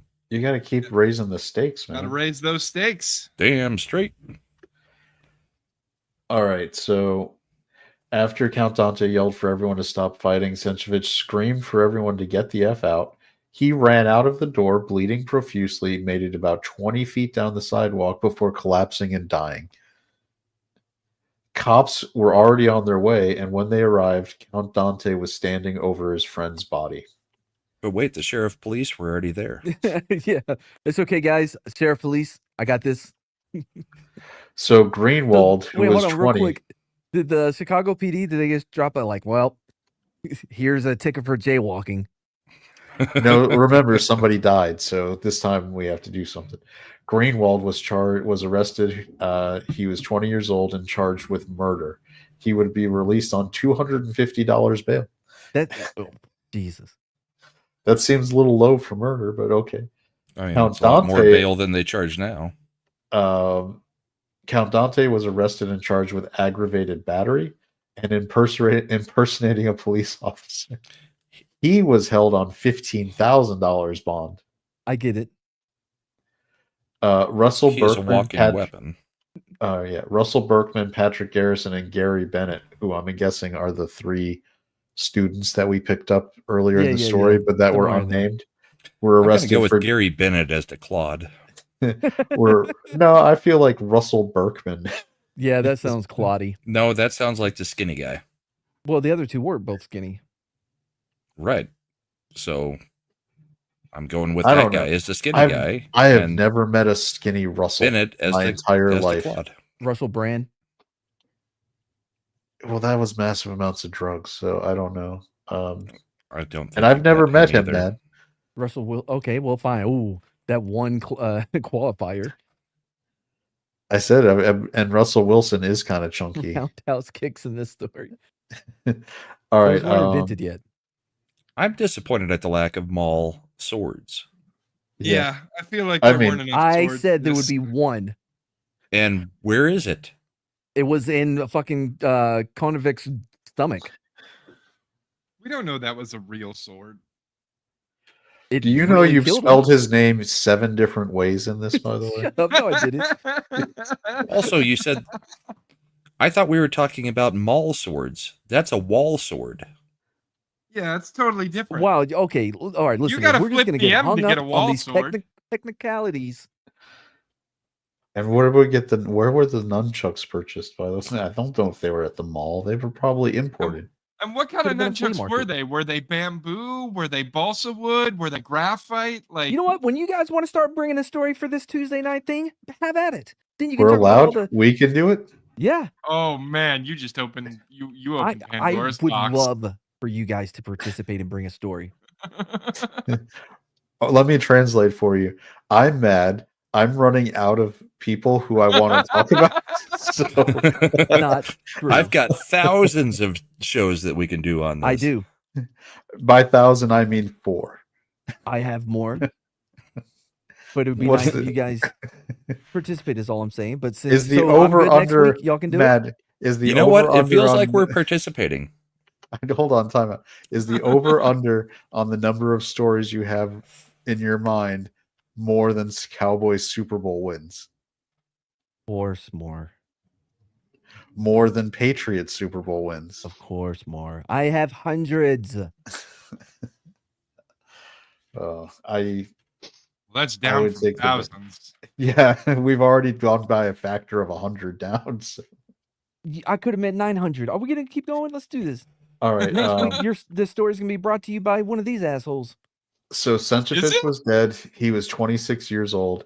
Count Dante would always blame Felkoff for running away, not himself for bringing the situation around. But anyway, Wait, sorry, he blamed the The dude that ran situation away? was there. he ran away from. He blamed the dude who ran away, not himself, for bringing Centrifitch to the Black Cobra Hall where they had all those swords on the wall.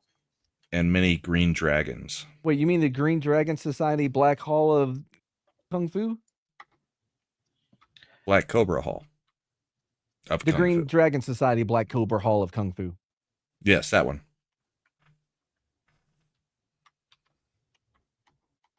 All right, so I a wish friend my of cricket Count, was still around. It makes me so nervous every time he does that. I'm like, is he dead? A Am I gonna have to friend of- take over this story? who, me or you? Me. Okay. A friend of Count Dante's recommended a Chicago attorney named Bob Cooley. Cooley said when they met, Count Dante was, quote, it was a tall, wild-bearded man wearing a yellow fishnet leotard and a purple cape. What the fuck? Yeah. That's what you wear when you He go meet your dresses lawyer. crazier. Like as he levels up, his outfits level up too. He's into like he's into the tier 1 legendaries at this point. Yellow Right. fishnet. Definitely at least uniques. Oh shit! This motherfucker he's buying those those Fortnite avatar bullshit. Dude, some people play World of Warcraft. This man lived it. You think he would do the floss dance too? Oh yeah, for sure. He probably invented it. He probably snail trailed one of his victims.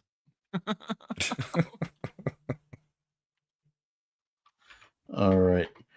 Anyway, so Chad. All right. I think that was just his way of letting me know he's not dead. Chad's like, and moving on. we've still got 4 more Bueller. pages, Mama. We got how much? I did increase the font, so it's I was anyway. gonna say I got like 2 paragraphs on my side. I've changed spacing and font so it's easier for me to deal with interruptions. I anticipate where things will stop for discussion. Well, stop talking about the interruptions and start talking about these last 2 paragraphs. It's midnight, man. It's way more than 2 paragraphs. Matt is wrong. Oh, Uh, well then but I'll be the- back. No, hold on. You want me to sum it up? I'll sum it up since we're at the Hold 2 on, hour mark. I can. No, Let him okay, finish. fine. Let Just go. him finish. Fine, man. Fine, you do it, man.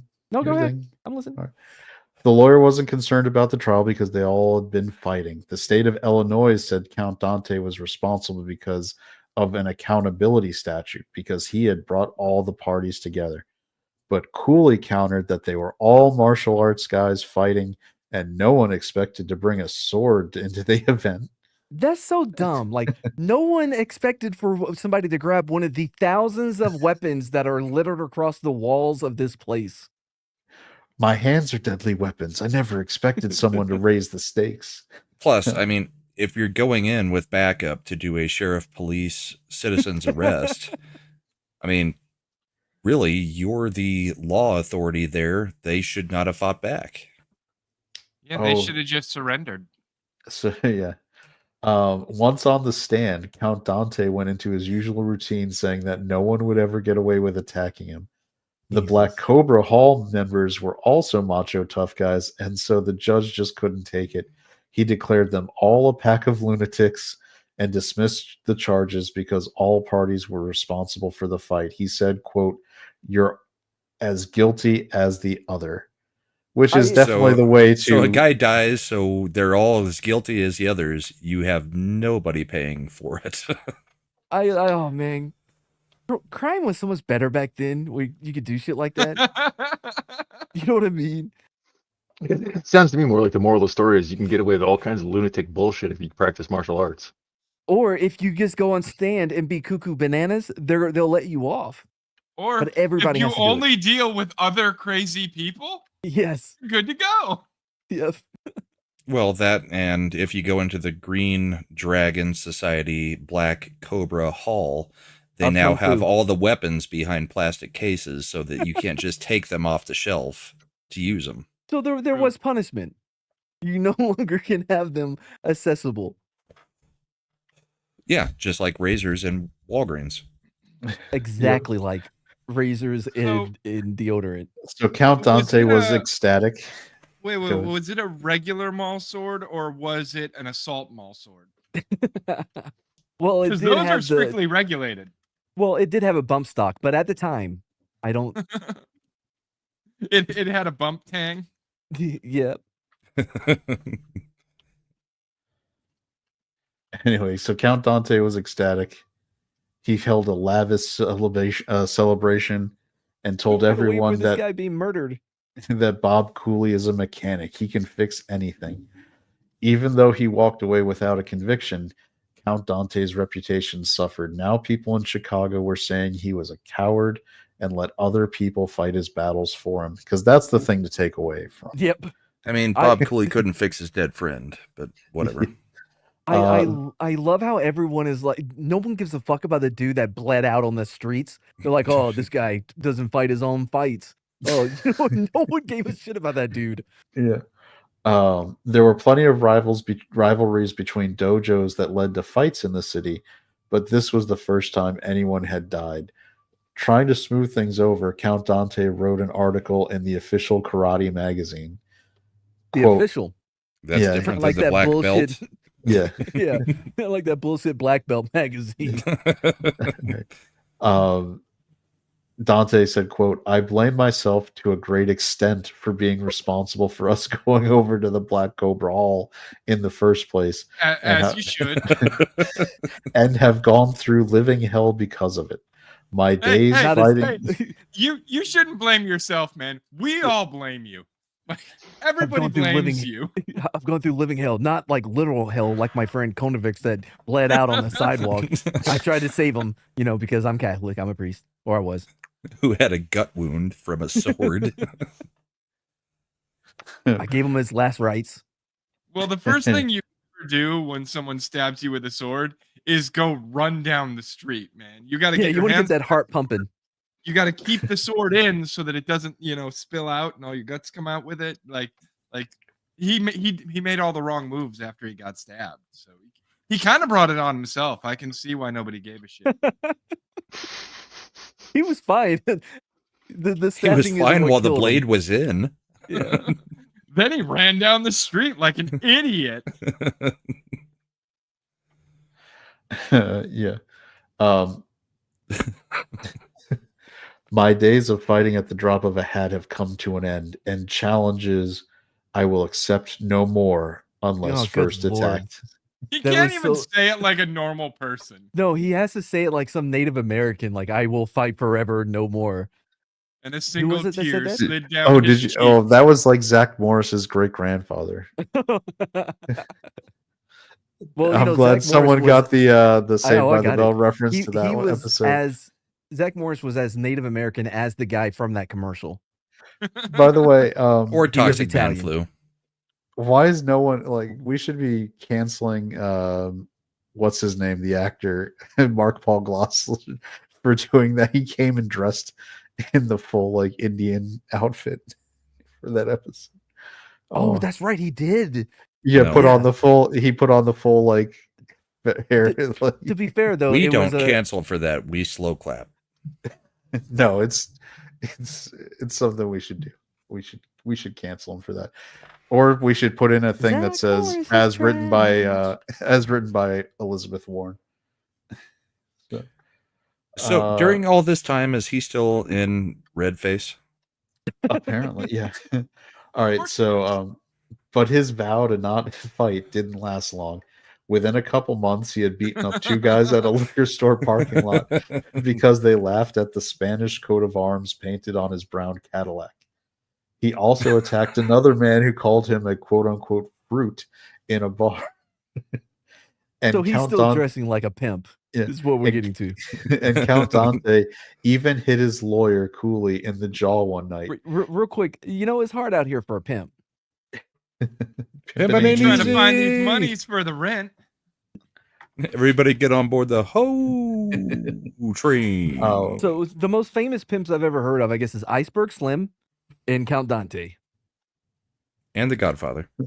So Count Dante also even hit his lawyer Cooley in the jaw one night.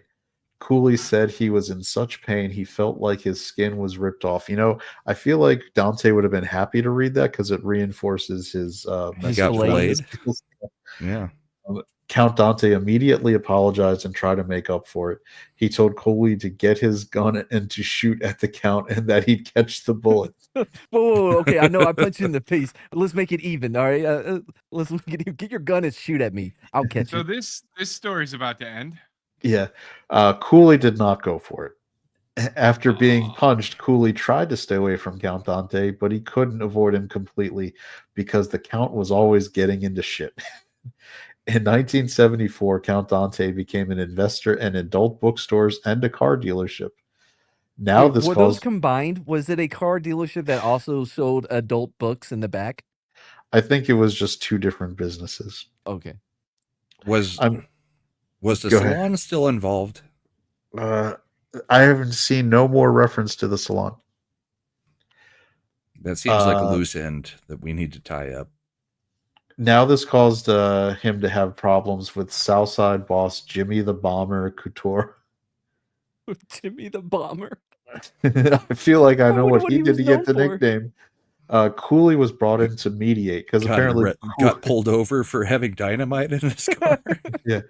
He Cooley was was a brought in. habitual jaywalker. Yeah, Cooley was brought in to mediate, and Count Dante ended up having to pay $25,000 to Jimmy so that he wouldn't be hurt.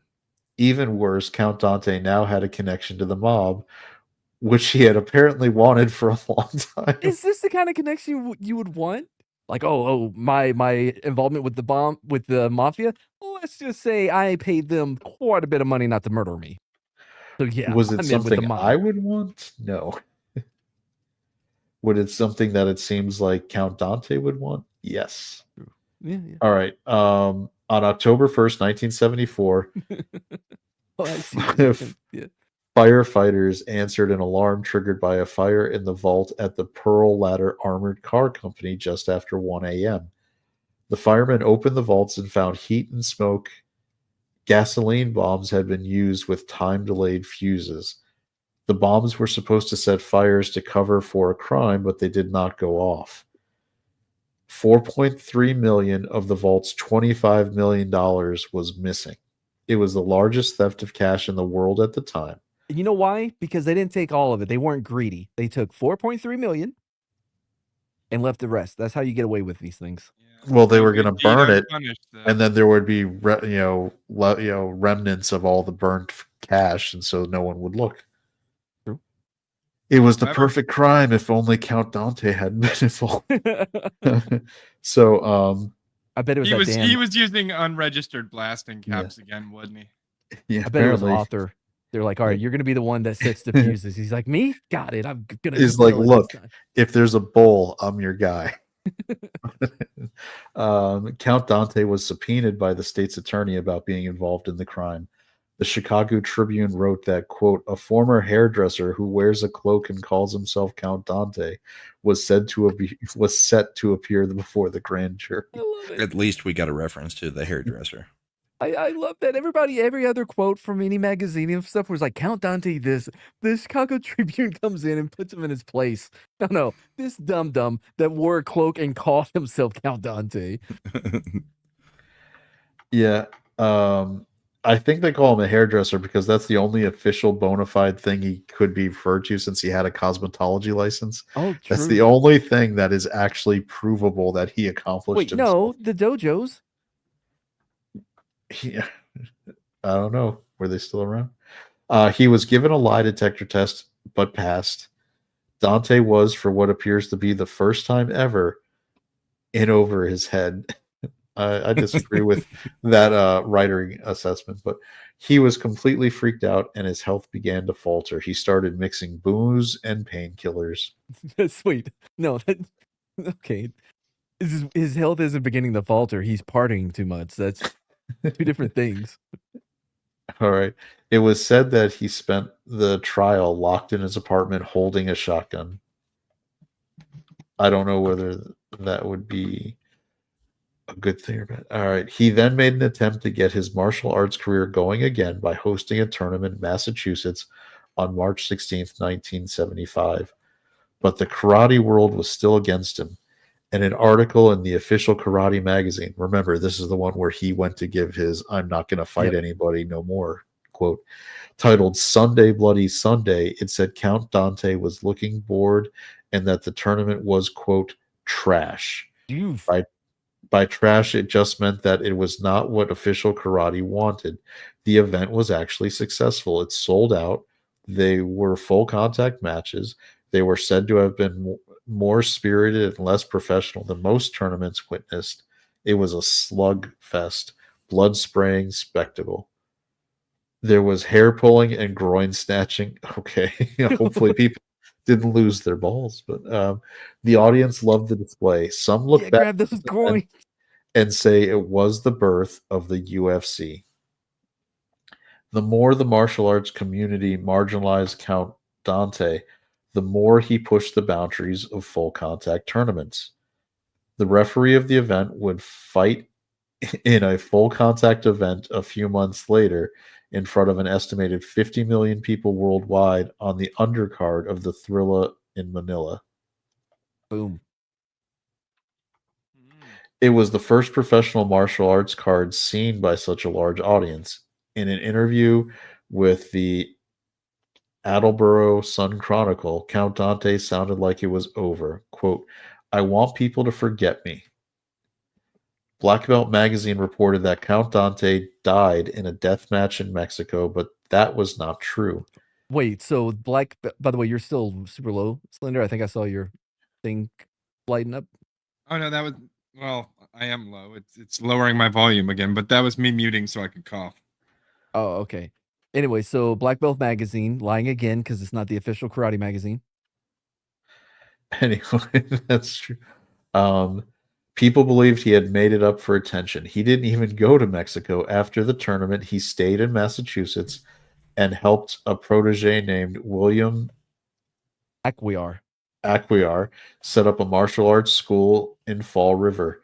He then appointed Acquiar as his successor and as Supreme Grand Master of the Black Dragon Fighting Society.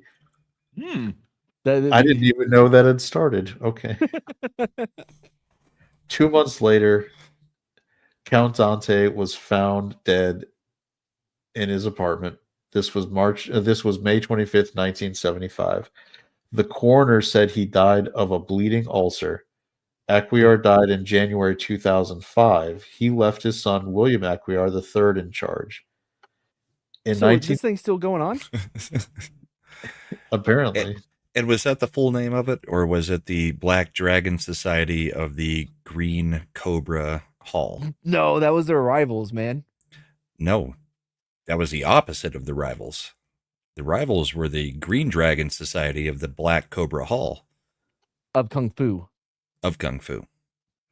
Wait, and they're the black... Wait, what? And he set up the Black Dragon Society. The Black Dragon Fighting Society. Okay, but is it of the Green Cobra Hall of Kung Fu? No, but Brahma, well, no. That seems like a wasted opportunity. Just take other people's names? What are you going to do, 5-minute abs too, Brahma? No, 4-minute. You can't get a workout in 4 minutes, man. What are you? You're crazy. What is that from? I don't know what it's from. That was from Something About Mary. Oh, that's where it was. Okay. Where he picked up the hitchhiker. I'm going to do 5-minute abs. All right. In 1968, lawyer Bob Cooley was given a contract to kill a Chicago police officer by the Chicago outfit. At that point, he was done. Wait a second. This was before he did I'm so confused by the timeline now. What?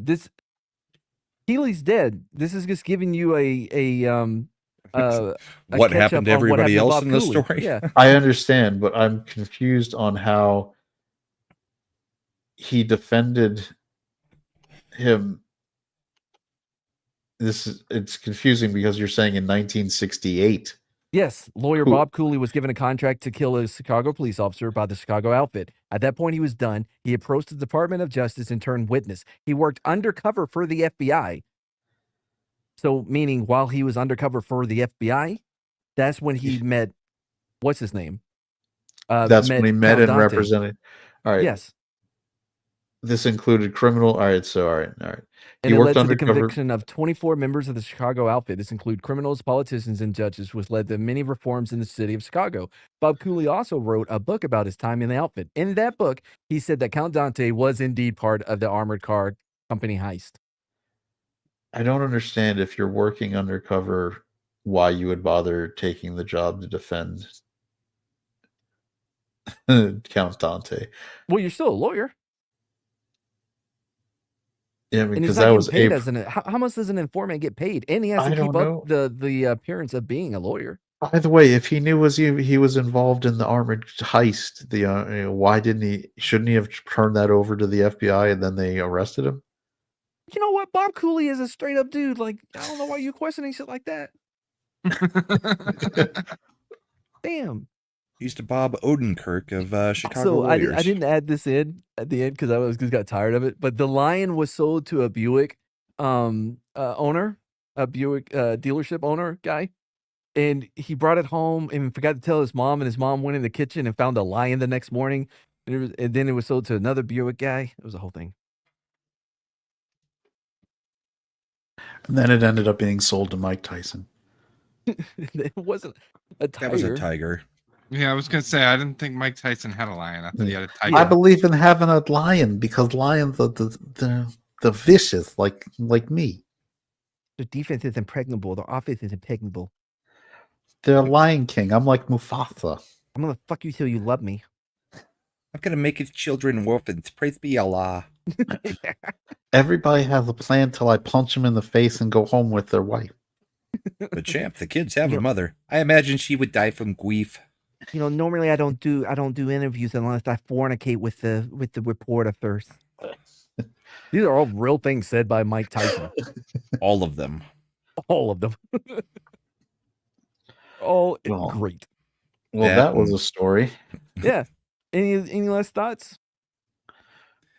Bangkok, Oriental City, the city ain't hot when the city ain't pretty. Any non-Mike Tyson related thoughts? I have a Oh, okay. lot of thoughts, but I'd probably have to sit down and try to organize them. This guy is simultaneously my hero and an idiot. You're standing up right now? No, God, no. Why would I be doing that? Well, because you said you would have to sit down to try to organize them. I'd have to like sit down and try to organize them. Like I'd have to collect everything together and really take a look at what I just like. I need to digest. And that's what we try to do here. We try to provide you guys streams that take days to shake. They haunt And also, you. you should put up the phone number again so that people that have digested what we just did can call in and leave a message or send you an email. Yeah, at madcheesemo@gmail.com. Or you can call 726-610-5357. There was 726-610-5357. Story went on. I'm just sitting there going, I have that. It's a kung fu movie. Yep, seen that in a kung fu movie. Oh, definitely seen that in a kung fu movie. Because everyone steals from the greats, and Count Dante was one of the greats. Is what we're saying, right? Yep. Sure. That's what we're saying. He was something. Well, he's definitely graded for something. What exactly? Fix his hair off. I tried to get the 444 for 4444, but it wasn't available. History of Count. Yeah, exactly. And make sure that you catch up on the other 3 episodes that we have about cool guys like this. And next week, one of these assholes will be providing their own story. We'll see how they do. Did we actually? I never agreed to that. Yeah, no. I thought all of you agreed to it. No. We didn't agree to next week. We agreed to whenever we wanted at our leisure. All right, so I'll be doing the story again next week. At Yes. some point in the future, down the road, eventually after your thousands of stories are out. Wow. Cool. Once Well, we feel like you've kind of run out of things to write about, we'll step in. We've got at least 7 years before we have to worry about it. Yeah. you know what? Fuck you guys. I don't want. Now I'm gonna have to prove it. I got I- plenty of stories. That's kind of Next week we're talking How the the show Holocaust. goes. See you then. Machiavelli Production. This now, 100% Mr. kidding. Kansas We will not be talking law about the Holocaust next week. Law That was don't go around here. Savvy? Yeah. Yeah, that's real good, law dog, because law just don't go around here. They keep on calling me, want me to put it down. Oh, baby, run to me, don't go from smile to frown. Hey, law dog, law don't go around here. And I say, hey, law doggy, law don't go around here. You're no daisy at all. And I say, hey, law doggy, law don't go around here. You're no daisy at all. I want you to know it's over. Well, bye.